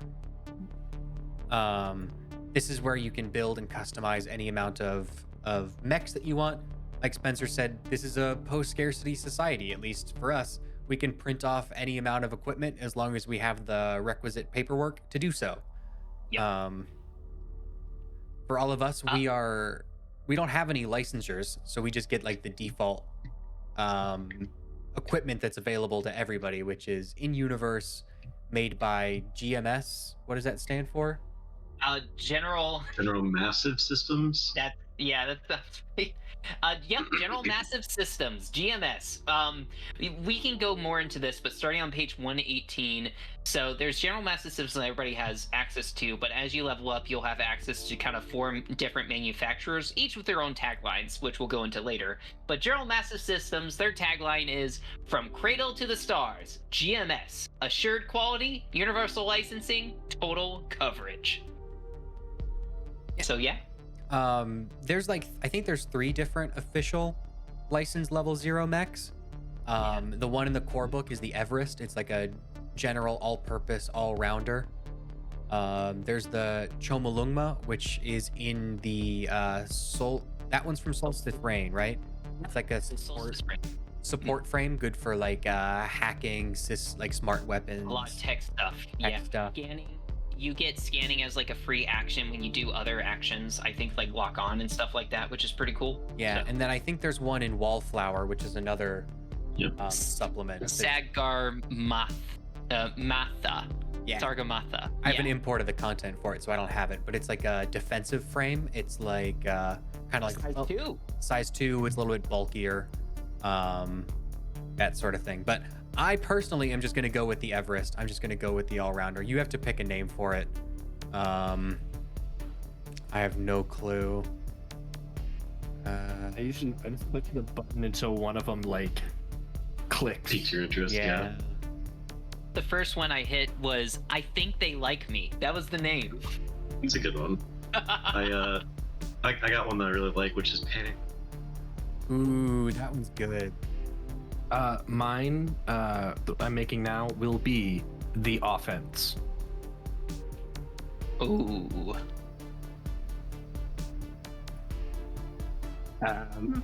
Never mind the lasers. That's good. But once you've added your mech and named it, picked your frame, you can come into the nice. You get to come into the little whole doodad. There's a whole lot of information here. It gives you some little hints about putting together your mech. You can pick. It lets you take any notes about it. Just a big text box. You can pick an image for later. But here you can see your frame's traits. The Everest has a couple like abilities for it. Once per scene, that's kind of like a single combat, I'd say, in this context. Just like one narrative beat. It can take any quick action for free, so it gets just to do something simple for free once per scene. Like if you really need to get one extra shot off, you can do that. That sort of thing. And it also has replaceable parts. It's a simple mech. Everybody has access to it. Everybody knows how it works, so you can repair it a little bit quicker. And then down here has your mech attributes. There's a whole lot of numbers here. We'll kind of be going through them all. The important thing to know is that it, like we said before, each mech has their own base stats, and CompCon already factors in whatever bonuses you would have gotten with your mech stats that you upgraded into this. Yeah. So what's displayed is Dalton's mech with the bonuses he's already added to it. Yeah. Which is great. So if I hover over HP, it says that the Everest has a frame base HP of 10. I don't have a grit bonus, which is just like a generic number that increases as you level up. And I have 1 point in hull, so I get 2 bonus HP for a total of 12 HP. And like Spencer said, it calculates that automatically. All mechs have a core power CP. or protocol. It's like a core protocol, and it's you start each like not scene like mission with 1 point, right, Spencer? 1 CP. Yeah, so basically core power is only used once per downtime. Like it takes like a full repair, like a full rest to get it, but not always. Usually you get 1 during your downtime. So usually you only get once per mission, but sometimes me as the GM can award it as special bonuses or reserves. Yeah. So But yeah, it's just kind of like a turbo mode for your mech. It adds normally a strong bonus. The Everest adds an accuracy on all attacks, checks, and saves, and gives me a boost as a free action for the rest of the scene I'm in. So it's just kind of like turning my robot up to 11, and each frame will kind of have a unique power up or a core system to them.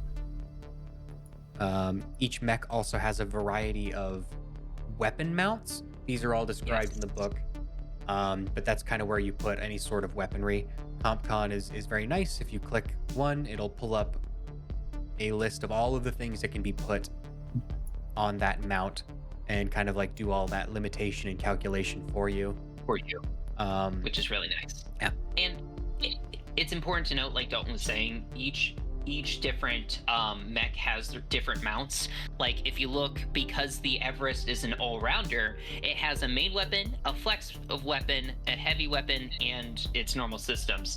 But for the Chomulunga, sorry, I can mispronounce that again, Chomulungma, the hacker mech, it only comes with 2. It only has the main / ox mount and a flex mount, so it doesn't get a heavy weapon. So different mechs will be able to carry different things. Yeah. So. And then each mech has a number of system points. These are kind of like little bonuses you can add to your mech. Everybody gets a whole bunch to start off with, and as you level up, you get access to new ones. And they cost different amount of points. Like for 1 point, I could add little tiny arms to my mech that help handle things, or I can add like little drones that I can deploy for a couple system points. Just little extra powers that you want to add to your mech. I guess I can kind of go over. I hadn't really thought too much about it, at least systems, but I know I wanted one thing, and I think it's in the heavy mount. Where is it? Yeah, I know I wanted to put a thermal lance on my mech. because Nice. I wanted, like I said, I want to generate heat. I want to run my mech hot, and it generates heat every time I use it.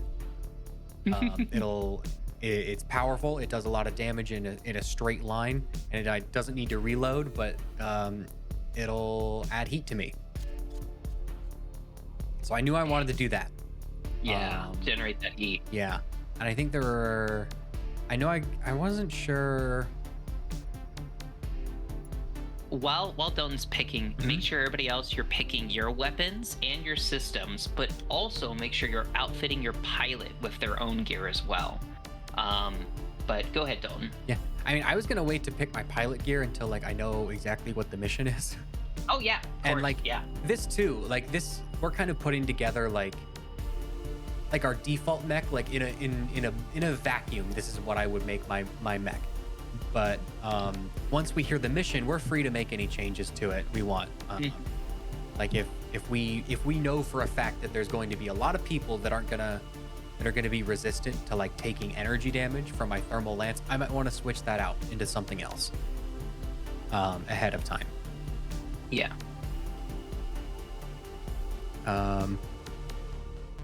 I know, so the flex mount is neat because I can pick two like auxiliary weapons and make them like act together. So I kind of wanted to make sure I'd make use of that.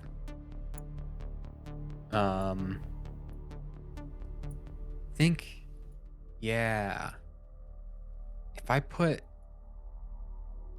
2 segment knives on there, they also generate heat. Oh, The first combat, he's gonna burst into flames. Explode. The segment knives, they have overkill. If I roll a 1, I can take a heat and re-roll it. So it's not like every time, but it will. No, they're pretty generate cool. some. No, you have to take the heat and reroll. You don't get Yeah. the option. Yeah. Okay, yeah. Yeah, and it can cascade too in a fun way. If I roll a 1, I take a heat re-roll. If I roll another 1, I take a heat and re-roll. But I don't know what I want to do with my main mount. Like I have 2 like melee weapons, and I have a big long like kind of like a medium range yeah. thermal lance. I don't know if I want to take like another melee weapon and go like full melee, or if I want to take like a shotgun.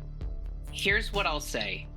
We'll go into the full mission briefing and stuff like that, but for the first mission, you don't get a lot of information about the enemies, unfortunately.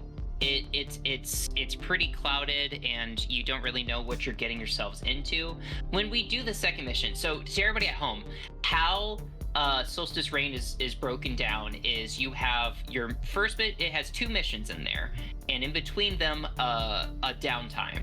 So mission 1 has 3 combats in it with 2 like story beats or in between, or sorry, 2 story beats in between. In fact, the second combat is optional. It can be a skill challenge, which is what I'm going to do for the party, just to show off that kind of thing. But the first combat, you don't really know the enemy forces or what you're going to be facing. So my advice to you as the GM for players going in, I would pack for any kind of scenario. Just try not to all keep the same thing.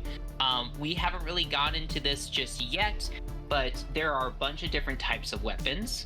There's some weapons you fire from far away. There's some stuff you get up close. I know Justin's making a mech where he's up close and personal. Ashley, you said your character is probably going to go with a smart weapon. To everybody else who doesn't know what that is, different weapons will attack different things. And when a weapon is labeled smart, and instead of doing the normal, when you make an attack roll, it goes against their evasion, it attacks what their E defense is. What you'll typically find with different mechs is that there is a weakness that falls into the tactical part of the game. So there is a weakness that every mech has, and you just gotta kind of figure that out. Sometimes if a mech is really evasive, they're gonna have a weaker E defense. So having somebody with a smart weapon as a backup is gonna be good. Some enemies are going to be completely invisible, so having a pistol that does reliable damage, which is always doing damage, is always good to kind of pack, because if you can't hit them with anything else, it will at least guarantee some damage to them. So that's the kind of things is, I guess, going into it. If you guys kind of want to know what to kind of expect. Unfortunately, the first mission doesn't really give you an idea of what the enemies are going to be. The second mission does, but the first mission not really. So I'm sorry if that doesn't help, but I hope it does. Okay. Yeah. So like, be prepared for everything. Yeah. Like as I'm looking through this, you can kind of see like these different weapons, and like one of the big things aside from like the E defense is like the damage type that things do. And if you have, and like kinetic damage seems to be like default, that's just bullets. Explosive damage is obviously kind of like what it is, it's explosions. Energy is like lightning, plasma type weapons, and then I think there's also fire, like it deals damage like in addition to like dealing like heat damage and like HP damage type stuff. Yeah, so, okay, this is where we kind of get into it. So first off, to everybody at home, if you want to start looking through, like, mech weapons and systems and stuff like that, it's not under Gear and Systems, it's going to be starting on page 118. That is under the General Massive Systems, like, general thing. That's when you can start looking through weapons and systems and all of that, because that's what you have at license level 0. So everybody's using CompCon, you can just click on your mount and then, like, hover over the weapon, kind of figure out what you're doing. But going off of what Dalton is saying, there are several different types of weapon damage, but on top of that, there is something called burn, which it's so funny that they have something called burn and heat in the same game, because they are two different things. So burn, kind of consider it like poison. So basically, it's damage over time. So if you get hit with burn, you take a direct amount of burn damage. Like if you get hit with 2 burn, you take 2 burn damage, and then you have to make like a save, an engineering save at the end of your turn, or you keep burning and you take that damage each turn. So it's like it stays on until you're able to pass that engineering check and get it off your mech. And the more burn that is added to you, the bigger the burn gets and the more damage you take each turn. So that's why it's kind of like a damage over time effect. Where heat and stress, these are two like different types of like systems within the game, and this is going to go more deeper into kind of mech. Since Dalton was already talking about heat and stuff like that, how heat and stress kind of work is think about heat as like whenever you're using your mech, you have a cold fusion kind of reactor in it. But like doing some things or being hit with some things will cause that reactor to start to overheat. And you can take an action to like fully disperse that heat, but if you don't, bad things will happen. So for example, Dalton, is your heat capacity, is that 7? It's a 7 right 7. now. So that means Dalton can have up to 7 heat before something bad happens. Heat, crap, I'm trying to find the specific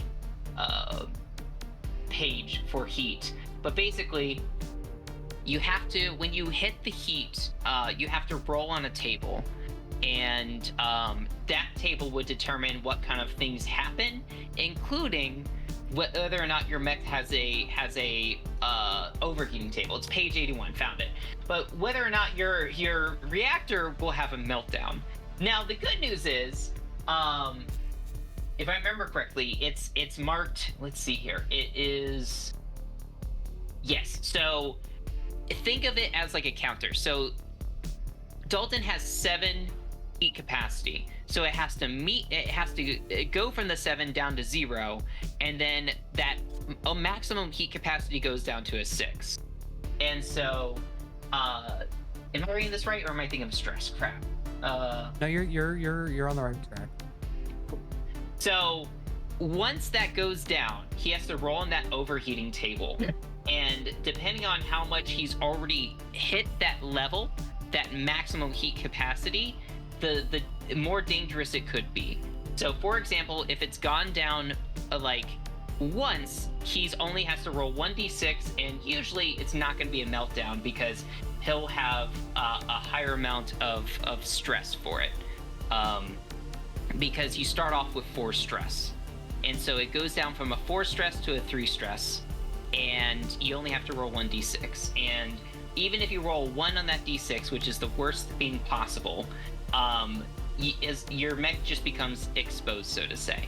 But as you keep hitting that heat capacity over again, your stress goes like lower and lower, the more d6s you have to roll, and the higher chances that you're going to have that meltdown, so to say. So it's kind of like this mini mechanic within the system where you have a stress of 4, and every time you hit your heat capacity, that's going to go down till it gets to 0 and you blow up. And the same thing is with structure. It works on the very similar system.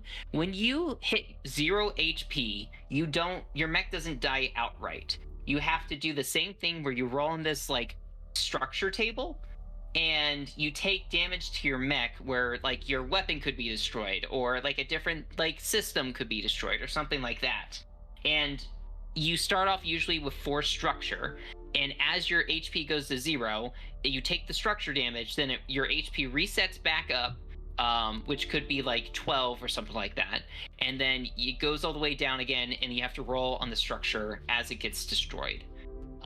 Hopefully that made sense. It's a whole different mechanic system and everything. So Yeah, I think that's pretty an in-depth explanation. Out of context probably doesn't make too much sense, but the basics is that if you overheat or you lose all your HP, your mech isn't immediately destroyed.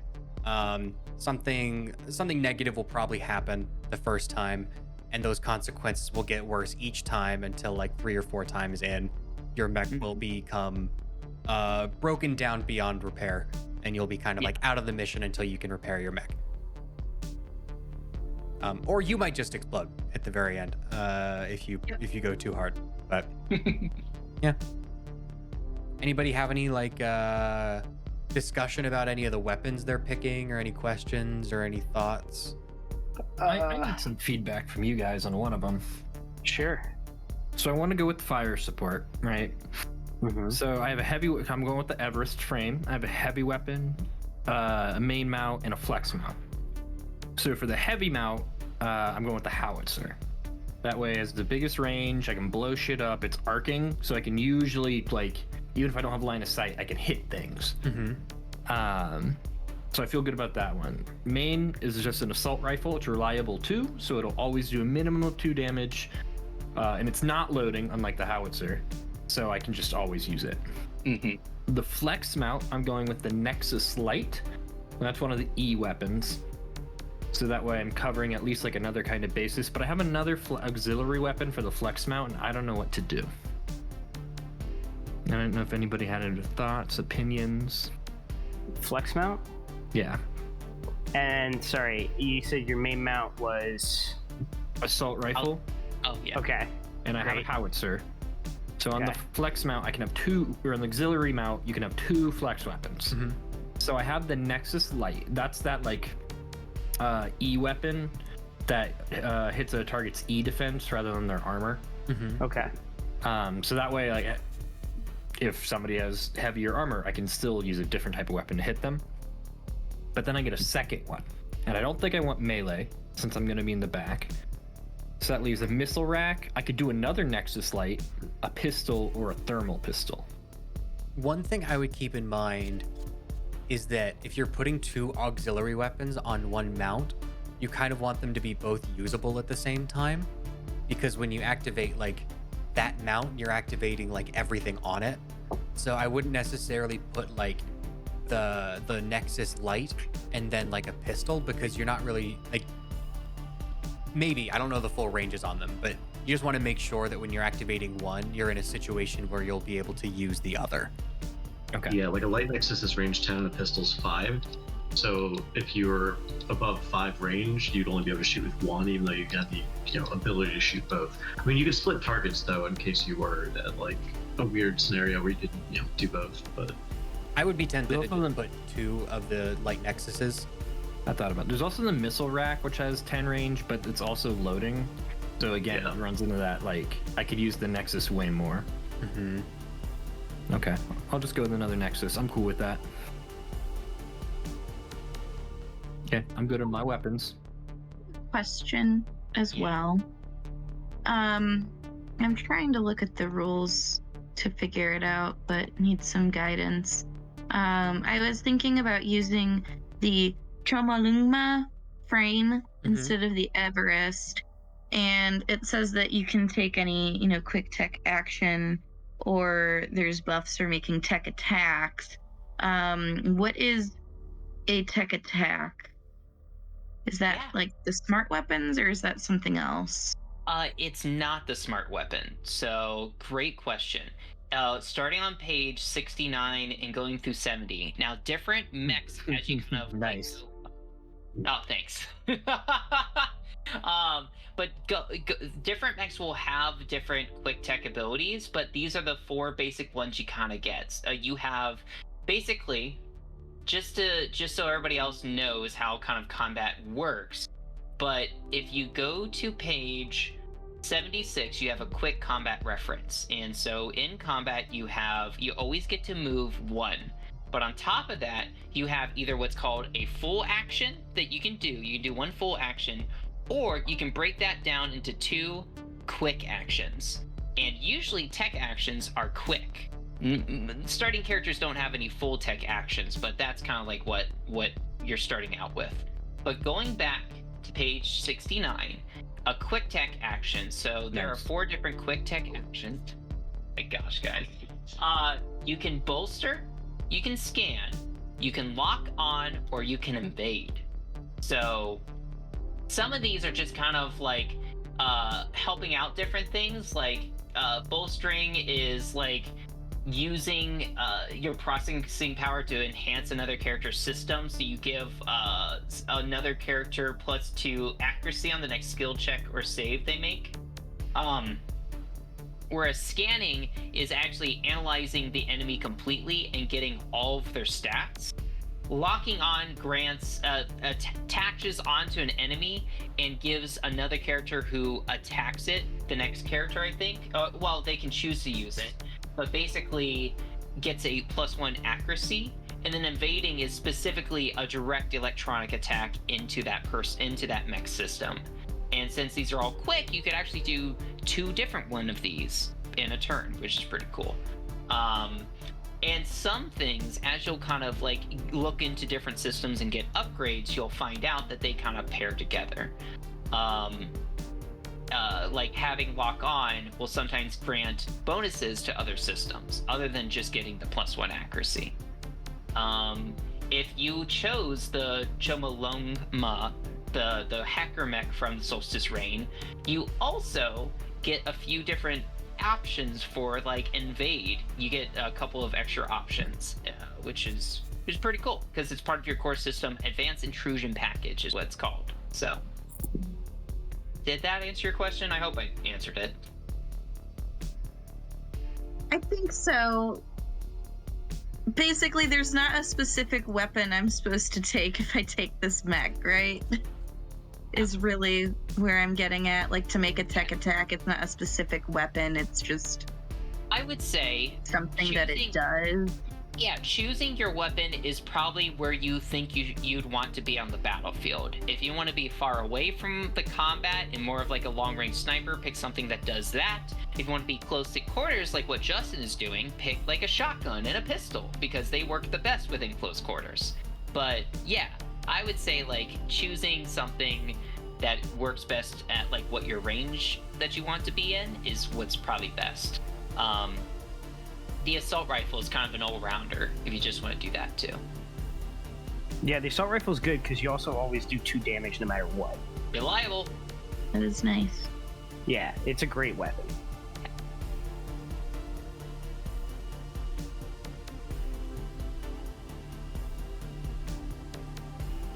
But yeah, so there's a ton of cool weapons and mounts and all that kind of stuff. Like we were saying before, if we're breaking down the mechs a little bit, like we were saying before, typically when you're in combat and you make an attack, let's say you have that assault rifle, You would roll a d20 when making that weapon attack if you choose to do, let's say, like a full action barrage, and you choose one of your attacks to be with your assault rifle. You would roll a d20, and the number you're trying to beat is you're trying to get higher than the enemy's evasion, because it's a direct like attack to attack type deal. If it's a smart weapon tag, or if you're doing one of those quick tech actions like invade, you are rolling against their E defense because it's an electronic defense and that's a tech attack and stuff like that. So those are the two kind of like main things that you're doing when you're like doing damage and such, if that makes sense. So anybody have any questions about that? No, just double checking and making sure I want it, the mech I want. Of course. Ashley, trying did, to find- did Spencer point out page like 69 and 70 where like it lists the quick tech? Yeah, I don't entirely understand it still, but I am looking at it. Okay. It's a quick action you can take, and when you do it, you can do one of those 4 things. Invade is probably the like tech attack that like is the big one, and the thing that the Chomolungma kind of like interacts with. It has like System Crusher and a couple other like passive abilities that are always on that affect your invade and makes it do additional things. Yeah. That's helpful. If you look at page 64, it also breaks down the 3 different types of main attacks. So on the left side of page 64, there is melee attack, ranged attack, and tech attack. So melee attack, the attacker chooses a target within weapon threat in line of sight. So for example, some stuff like a melee weapon usually has a threat of 1, and that's also important when you take a reaction like Overwatch, which is kind of like an attack of opportunity in D&D. The threat is like the range at which your kind of close range in Overwatch does stuff. Whereas a melee attack may only have a range of 1.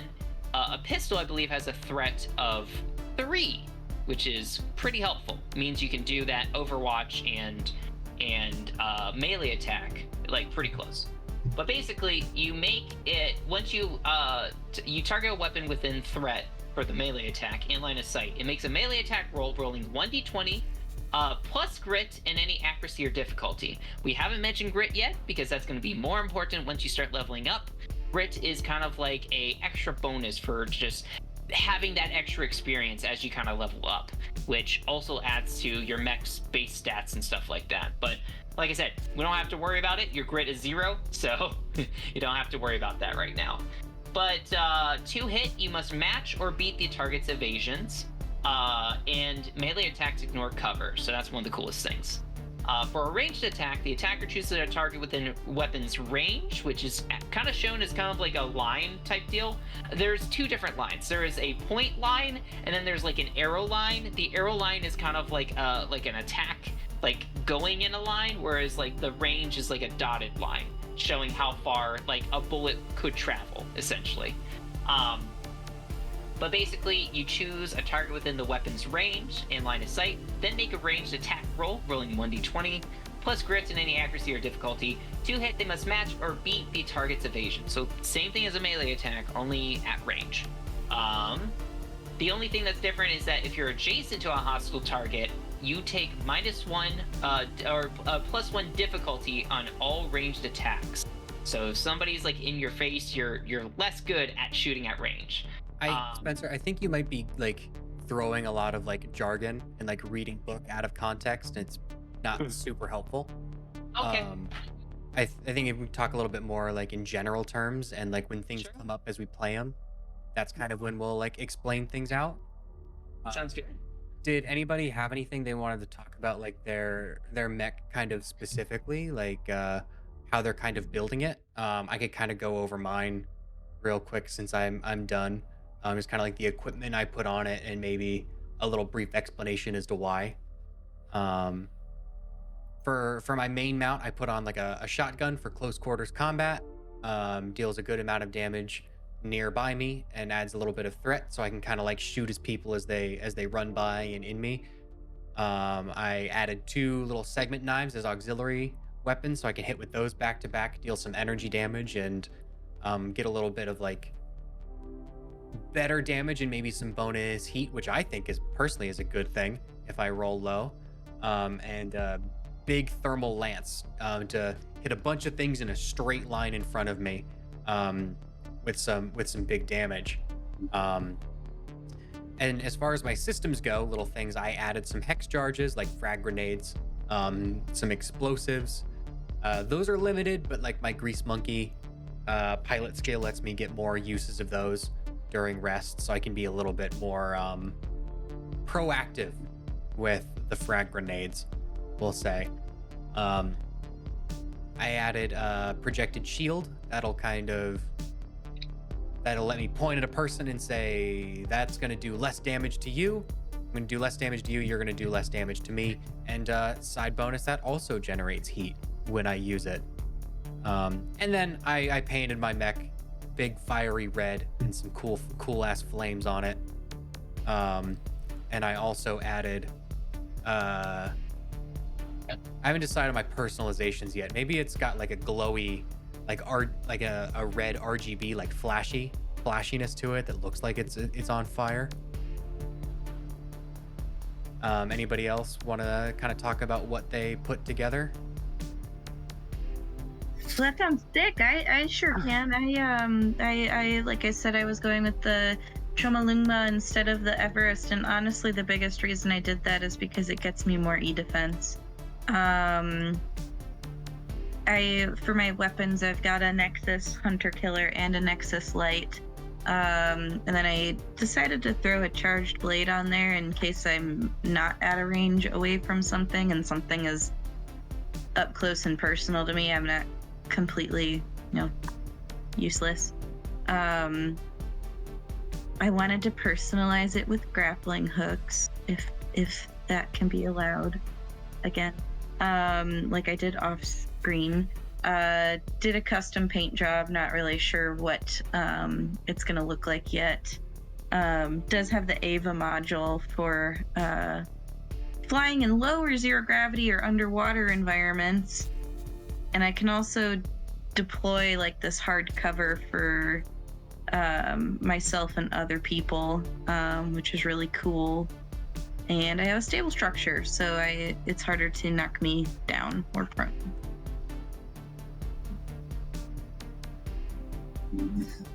Okay.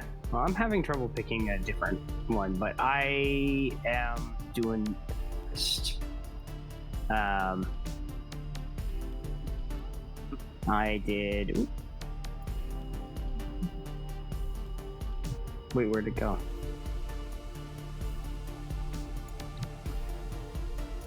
Okay, there we go. There's the space capsule. Okay. So I am just using the Everest. Once we're seeing it can take any action as a free action, which is kind of cool because that's the dash action, so I can get around the map really quick. I have replaceable parts, things I'm easier to fix. I got a prototype weapon, and this I think is gonna be a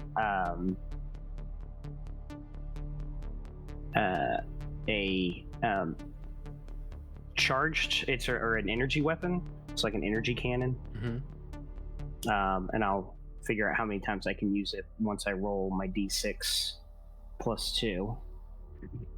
I have my shotgun as my main weapon. My main mount, my flex mount, is a hunter killer, so I have some good stuff in case they're at a distance and they have high E or low E defense. And then my heavy mount is a heavy charged blade, so I can get in real close and start being real nasty.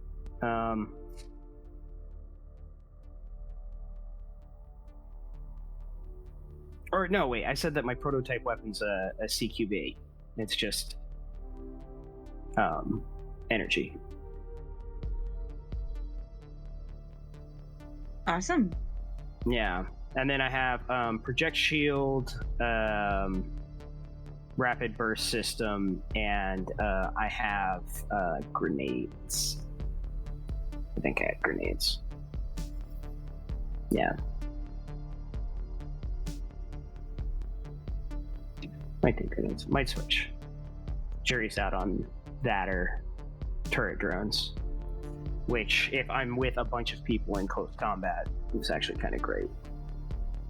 The second. Well, I'll step in when maybe this helps you make up your decision. Okay. Yeah, ultimately, I'm having turret drones. But I will be using the Everest frame, named the offense. Primary, I brought this up earlier. Primary weapon, main weapon, just an assault rifle. Flex mount is 2 of the Nexus lights, and the howitzer cannon is my heavy weapon. And then again, trying to think of like support and fire suppression. I just have smoke charges. Those can be either grenades or mines for soft cover for us. I have deployable covers that we can hide behind, and I do have the turret drones, which will kind of help me be able to have reactions to assist my teammates. So, I don't know if that answer helps you. No, you know what? Look, we could just litter the battlefield with turret drones. Well, so I don't know how much you read about it. You only get like 3 per rest. Yeah. Okay. But still, both of us having them doesn't seem like a bad. Well, you throw them in toward me. Yeah. We can see how it goes. Always take the ComCon assistant unit. Hey, one of the nice things about this game is you can pick it, and if you don't like it, you can You change can it. change it. That's true. Why? I know. What about you, Chris? What'd you put? What's one of the 18 different builds you've put together? Yeah. So I'm running Everest, panic like you mean it. And the thing that will make them hopefully panic was just running 2 RPGs and 2 missile racks. So all my ones are loading. The upside is the RPGs have like burst 2. So just, littering the battlefield and giant explosions. After took turret drones, armament redundancy because I clearly would just have like more RPGs strapped to my back, which is important. Took expanded compartment in case we ever need to like throw someone else inside one of our mechs for just like extra character room for the operation. Also, the coolest thing a mech pilot can do is have like a girl also in their cockpit at the same time. Yeah, it's clearly in the Darling and the Franks configuration. Yeah. Where it's definitely not just like someone designed a doggy style mech for no reason. Watching that show was the time. My favorite was when they like erased lesbianism as a concept because the 2 girls who loved each other couldn't pilot the mech together. Yeah. Oh, Japan. Maybe I'll pick stable structure so I can't get knocked around as much. I mean, if you're gonna be like in close range, That'd be like good if you want to be. lined up with melee. Plus that time, Yeah. remember when we did our test run and you kept getting knocked over by that one guy from across the map? That did suck. That did suck. Yeah. Yeah. We played together and did a quick test run of a extraction mission, and everybody got to test out some mechs and stuff like that. And there was a bombard NPC that fired from very far away and had a knockdown, like like an earth-shattering like cluster or something like that, and kept knocking Justin down on the ground while he was trying to move the thing. Nice. Well, I think that's everybody's mechs. So we've got our pilots and our mechs together. Spencer, I think you wanted to give us a little bit of a lowdown before we close out and say bye until we actually start.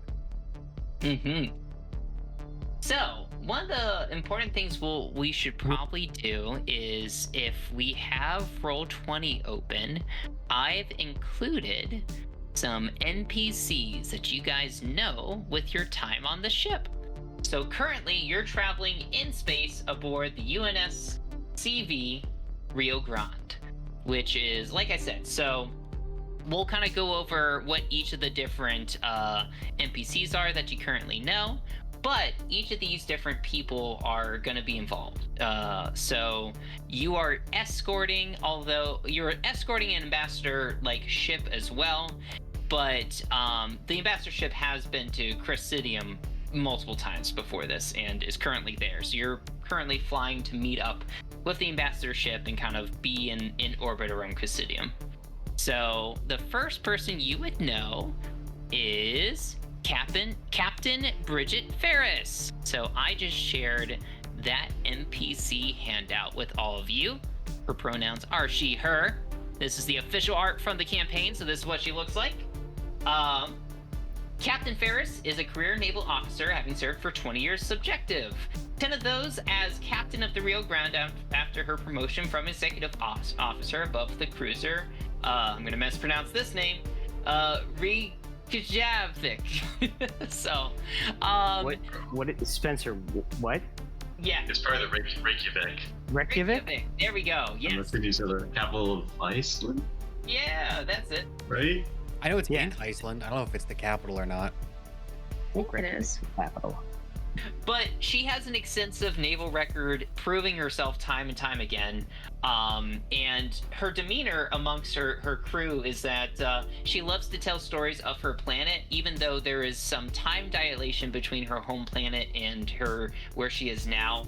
So it's not this. It's aged quite a bit since she's last been to home, but she often talks about all the times she cooked there, and you guys probably have met her several times because she loves to during shore leave like cook a big meal for everybody and kind of have like a general like everybody comes together and cooks a big giant meal and such. So so funny enough, when you guys reach Chrysidium, she is down on planet with one of the ambassadors who you will also know, kind of like helping out with talks. But the next person you guys know is First Lieutenant Alex Kim. So I'll show him here now. He is the executive officer aboard the Rio Grande. He's First Lieutenant Alex Kim. He hasn't served as long or had as storied a career as Captain Ferris, though he wouldn't be XO if he lacked the necessary qualifications. He's a bit too eager to be like kind of like executive officer. He'll often be like giving a pep talk by the book, like or a lecture about regulations to different crew members. Whereas the captain is a little bit more easygoing, self-assured. He's a little bit he is not. He's a little bit like he tends to go back to the books and the rules to try to like reinforce like his authority a bit. So he's a little bit relaxation is a bit is a troubling thing for him. So next up, you know this gal. She is your shipboard NHP. Her name is Rio. She is a non-human person, which in the Lancer world can be kind of construed as an AI, but that's not fully accurate. There's a lot of lore to explain why they're not. They're more people than they are like AI. It's weird. It's hard to explain in a short sentence, but just know that she's considered a non-human person and not strictly just an AI. She has a huge mass amount of processing power. Outside of combat, she is just bubbly and cheerful and happy to answer questions and often helps you out in any kind of requests that you have. When combat goes, though, her demeanor becomes much more focused and serious, and she puts on a quote-unquote game face. So that is Rio, the shipboard non-human person. Next up, we have Staff Sergeant Omari Garcia. Often shown and often is smoking a cigar at all points in times. He's a Marine's Marine. He is a full-time like life Marine. He's recipient of the Marine Distinguished Service Medal for his actions. He's been wounded many times in the course of action. Yeah, he is fiercely loyal to everyone on board, but he may make fun of your guys' quote-unquote fancy suits every once in a while because he is a Marine. So yeah, on rare occasions, he takes shore leave, planetside, he enjoys fishing, and has an avid interest in antique firearms. So yeah. And last but not least, you guys would also know, I mentioned multiple times, the ambassadors, but specifically the one who's leading the effort is Union Ambassador Neelan Banerjee. They, them. So he has recently been put in charge as kind of like the negotiations between the LSA and the Vestan sovereignty. Even though he reintroducing a planet like Chrysidium is typically not common. So him getting the opportunity to kind of like work out a deal with them and possibly put this Cold War to rest is a big thing for him. So he's been working quite tirelessly to try to like work something out. Despite the pressure to succeed here, Banerjee remains poised and unflappable at all times, only ever showing irritation or annoyance with quirked eyebrows or slight frowns. Let's see here. Yeah, the ambassador has traveled to Chrysidium aboard their own vessel, along with their own diplomatic staff, but they periodically shuttle over to the Rio Grande to conduct meetings with the senior officers. Often you've probably seen him or them with Captain Bridget Ferris, often discussing about plans to bring down printers or fabricators or something like that to kind of bring down to planet side. So this is the crew. These are the main important NPCs that you probably know while you're traveling and going over to deployment. So this is like a history books situation, whether this goes good or bad. And they've got a squad of newbies. Everybody looking to prove themselves. Right. It's a wide universe. It might have been just like these were the closest people, and they're like, okay, go do this. Yeah, kind of like a 40K, like there's a million worlds, so like sure, this is a big deal for like the local, sector, but anyone outside of like, a couple thousand light years doesn't really care. Yeah. So, but with that, I can kind of go ahead and kind of start the mission 1 kind of backstory if you guys want to hear it. Yeah. All right, perfect. So, it's another routine day, like any other mission. When it happens. The largest diplomatic summit has been extended again as negotiations remain at an impasse. And Ambassador Banerjee has requested that Captain Ferris join them down on the planet to give a speech or two and meet with some of the delegates in hopes that a new face and fresh perspective might help shift some attitudes. He's been down there for several days now, and the XO, First Lieutenant Kim, has command. The routine is suddenly upended as the shipwide alarm interrupts whatever you guys are in the middle of, and Rio, the shipboard NHP, issues a general announcement. So speaking of, what is everybody currently doing on the ship when all of a sudden these alarms start blaring and going off, and Rio comes on to message you guys? What would everybody kind of be doing before your first big mission, before your first big kind of like you're about to, you're it's just a diplomatic mission. You know what's going on with Chrysidium. The captain's down on planet side, but like, would you be training? Would you be working on stuff on your mech? Would you be getting a drink? What would you guys be doing? I think I'd be down in the mech hangar. I'd be working on my mech. I'd be like making sure that like the heat on my segment knife is like precisely tuned to like the exact like fraction of a Celsius to like get the most like damage per performance, like when I activate it, kind of deal. Just like the really like small, like little tiny tweaks to it. Yeah. Is this like hours before we go to?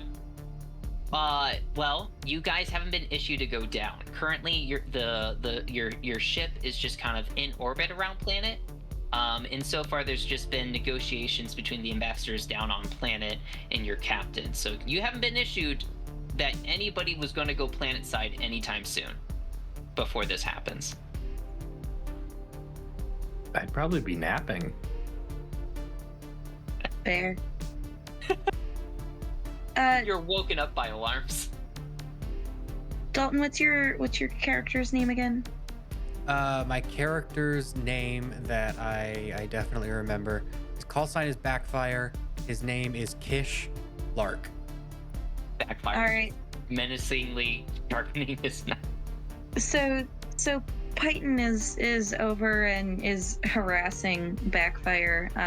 She's got her notebook, her sketchbook that has a bunch of different drawings about how these space penguin people had these igloos that they all lived in, and she is showing you how she saw their society and is like trying to teach you about these space penguins that she encountered. Yeah, and I'm just just waving her off, trying to stop her from talking about these fairy tales and like children's stories or whatever. Like, no, they were real. I met them. They were quite advanced.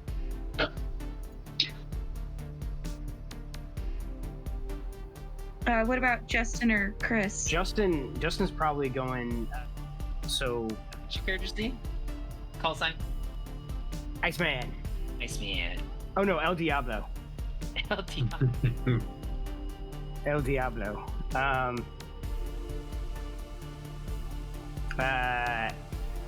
Yeah, so El Diablo is actually pretty fastidious about this kind of thing. He would have probably been just double checking that the mech was good to go, everything's loaded, because he knows he has to do something tomorrow, right?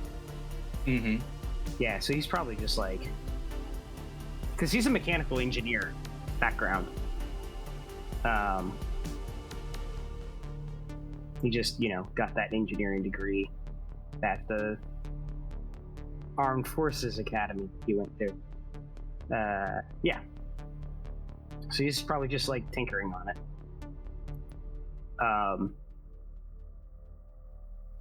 I guess it's a good thing because the alarms are going off then. Yeah. He feels very vindicated in this moment. Yeah. Knew I was too late. Chris, what's your character doing? Yeah, Kay is down in the mess hall trying to figure out what the legal amount of rations I'm allowed to take is, and then palming like twice that while no one's looking. Just stocking up on food. All right, perfect. So while nice characters napping, Python and Backfire arguing while Chris's character is stealing food, Rio appears on all of your you're interrupted by a Rio's message across like the speakers. All hands to action stations. I repeat, all hands to action stations. This is not a drill. Set condition 1, Azure. Ready away ships for debarkation. I know how to pronounce that. All marine and pilot elements report to your assigned flight decks for briefing and assignment. The relaxed state aboard the ship dissolves in an instant as everyone stops what they're doing and hurries to their stations. So you guys know that Condition 1 Azure from your academy courses is the call for landing craft to prepare for deployment. Whatever's happening, it isn't coming from space, but it's on the planet below. So you guys hurriedly get ready. Deckhands hurriedly prep ships and chassis as Marines don armor and move double time into formation. Speakers crackle and display screens light up with the face of First Lieutenant Kim looking even more serious than usual as he begins to address the assembled troops on deck. So all of a sudden, Lieutenant Kim, he shows up and here's what he says. As of 1400 hours, we are on combat alert. Several hours ago, we received a transmission from Ambassador Banerjee that civil defense warnings were sounded across Nova Elysia. Then all communications with the surface went dark, and we've been unable to raise the ambassador, the captain, or anyone within the local government. Based on orbital flyover imagery gathered by Rio, it appears that Nova Elysia is under attack by Vestan Sovereignty forces, with significant deployment of mechanized chassis forces throughout the city. He waits for a moment to let that news sink in. Chrysidium is not officially a member of Union at this point. Militarily, we aren't authorized to intervene on behalf of the LSA in this conflict, but simply leaving Captain Ferris and Ambassador Banerjee to ride this out on their own is not an option. As such, after conferring with other officers aboard this ship, it's been decided that we will be conducting a rescue operation with the primary objective of first locating, then securing the ambassador and the captain, and safely escorting them to an extraction point. Rules of engagement for this operation are that you are not to engage unless fired upon.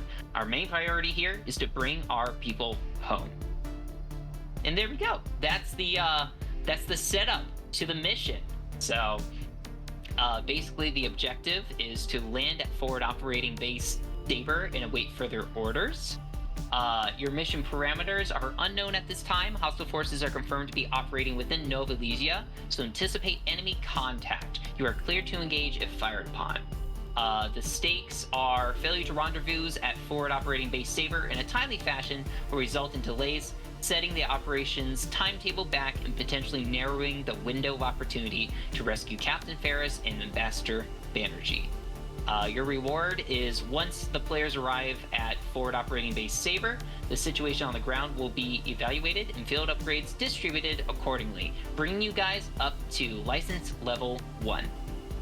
You may also get some bonus stuff, including some exotic gear, depending on how well you guys perform.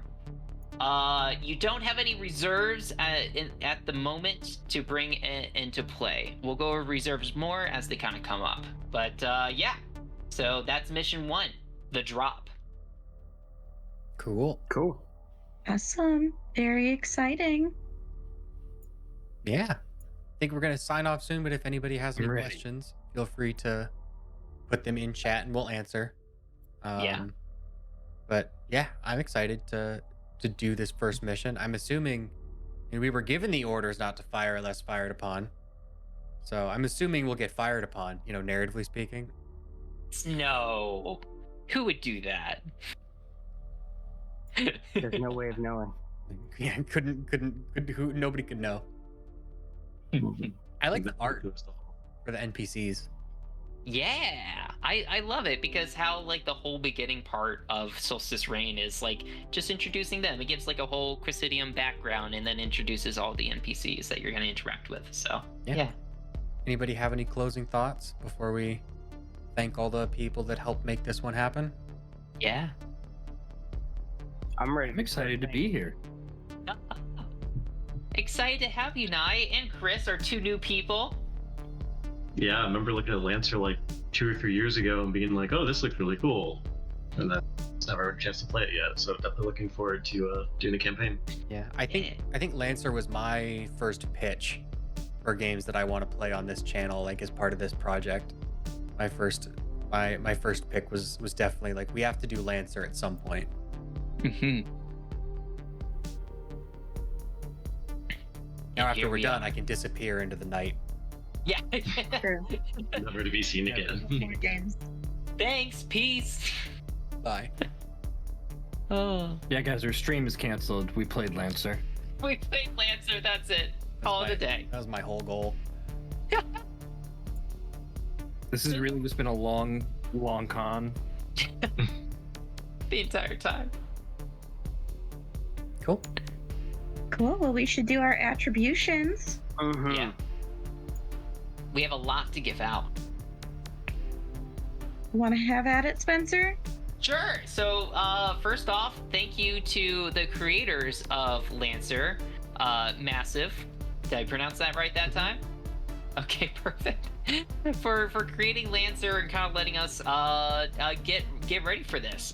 Some of the obviously we're running their campaign Solstice Reign, so very excited to do that. All the art that we've shown so far, well, I shouldn't say that. The NPC art is from the campaign, and I'll be using other art from the campaign that I took from the book. This image you see on the back in the screen, that was just a royalty-free image that I grabbed, so that's not current. But thank you also for making CompCon what we've been showing you this entire session 0.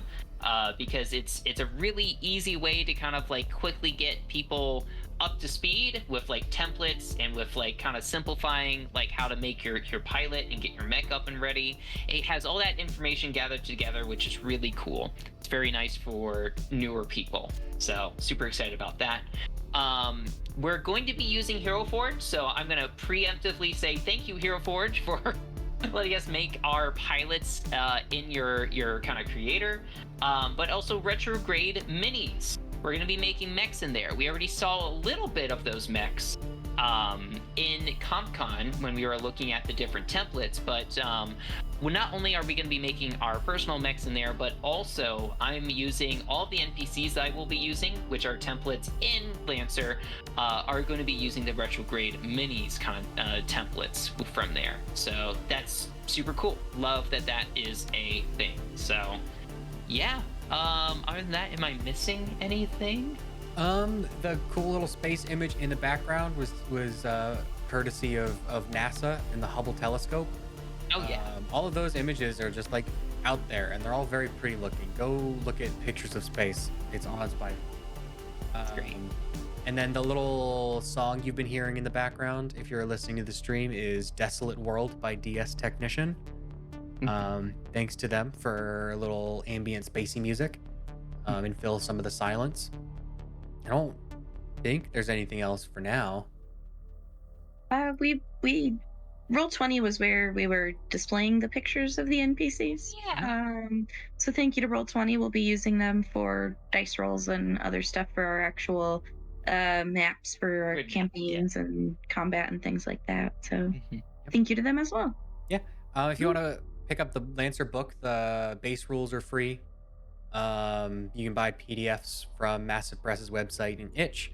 And second print run of like physical copies of the book is coming later this year. You can pre-order those now, direct from Massif Press or at like an LGS or something, or various bookstores. So if you want to own a physical copy of the book, that's coming up in a few months, I'm pretty sure. Side note, we've mentioned this in the past before, but Ashley mentioned Pacific Rim. And I just wanted to give a quick shout out to Humble Bundle, also putting up some more great RPG bundle deals. Me, Dalton, Ashley, we get a chance to play a Pacific Rim tabletop RPG this past. That was at Origin, right? We played that. Yes. Well, currently you could play as in a different mech game as a giant mech with a partner, like in, because there is officially licensed tabletop RPG for Pacific Rim. But not just that. It is based off a system called Everyday Heroes, which uses 5th edition of D&D as kind of like the base framework. But on Humble Bundle right now, it is called 2023 Cinematic Adventure RPGs. You can get the Pacific Rim one. You can get Total Recall, Rambo, Highlander, Kong Skull Island, The Crow, Escape from New York, even the base Everyday Heroes game, all for $18. So that is something that's really cool that's going on right now. Just wanted to drop that. Yeah, it's a great deal. And also there is a Call of Cthulhu bundle as well, which gives you everything you need to start, including the Investigator and the Keeper's Handbook and a ton of different adventures. We've played Call of Cthulhu, and we have a how-to video on how to play Call of Cthulhu. So that is a bundle going on Humble Bundle as well. So just to share some deals with you guys. So. Yep. Cool. Also, we're not sponsored. We're not just thought it was sponsored. Cool. Yeah. Not yet. Yeah. Here we go. But reach out if you'd like to. Thank you guys for playing. It was great stream. Yeah. All right. Cool. I think we're good to sign out. Yeah. All right. We'll See see you you guys next week. Same time. Lancer mission. So. Yeah. Same time. Same Twitch stream. Yeah, Right. 7 p.m. Bye, everybody.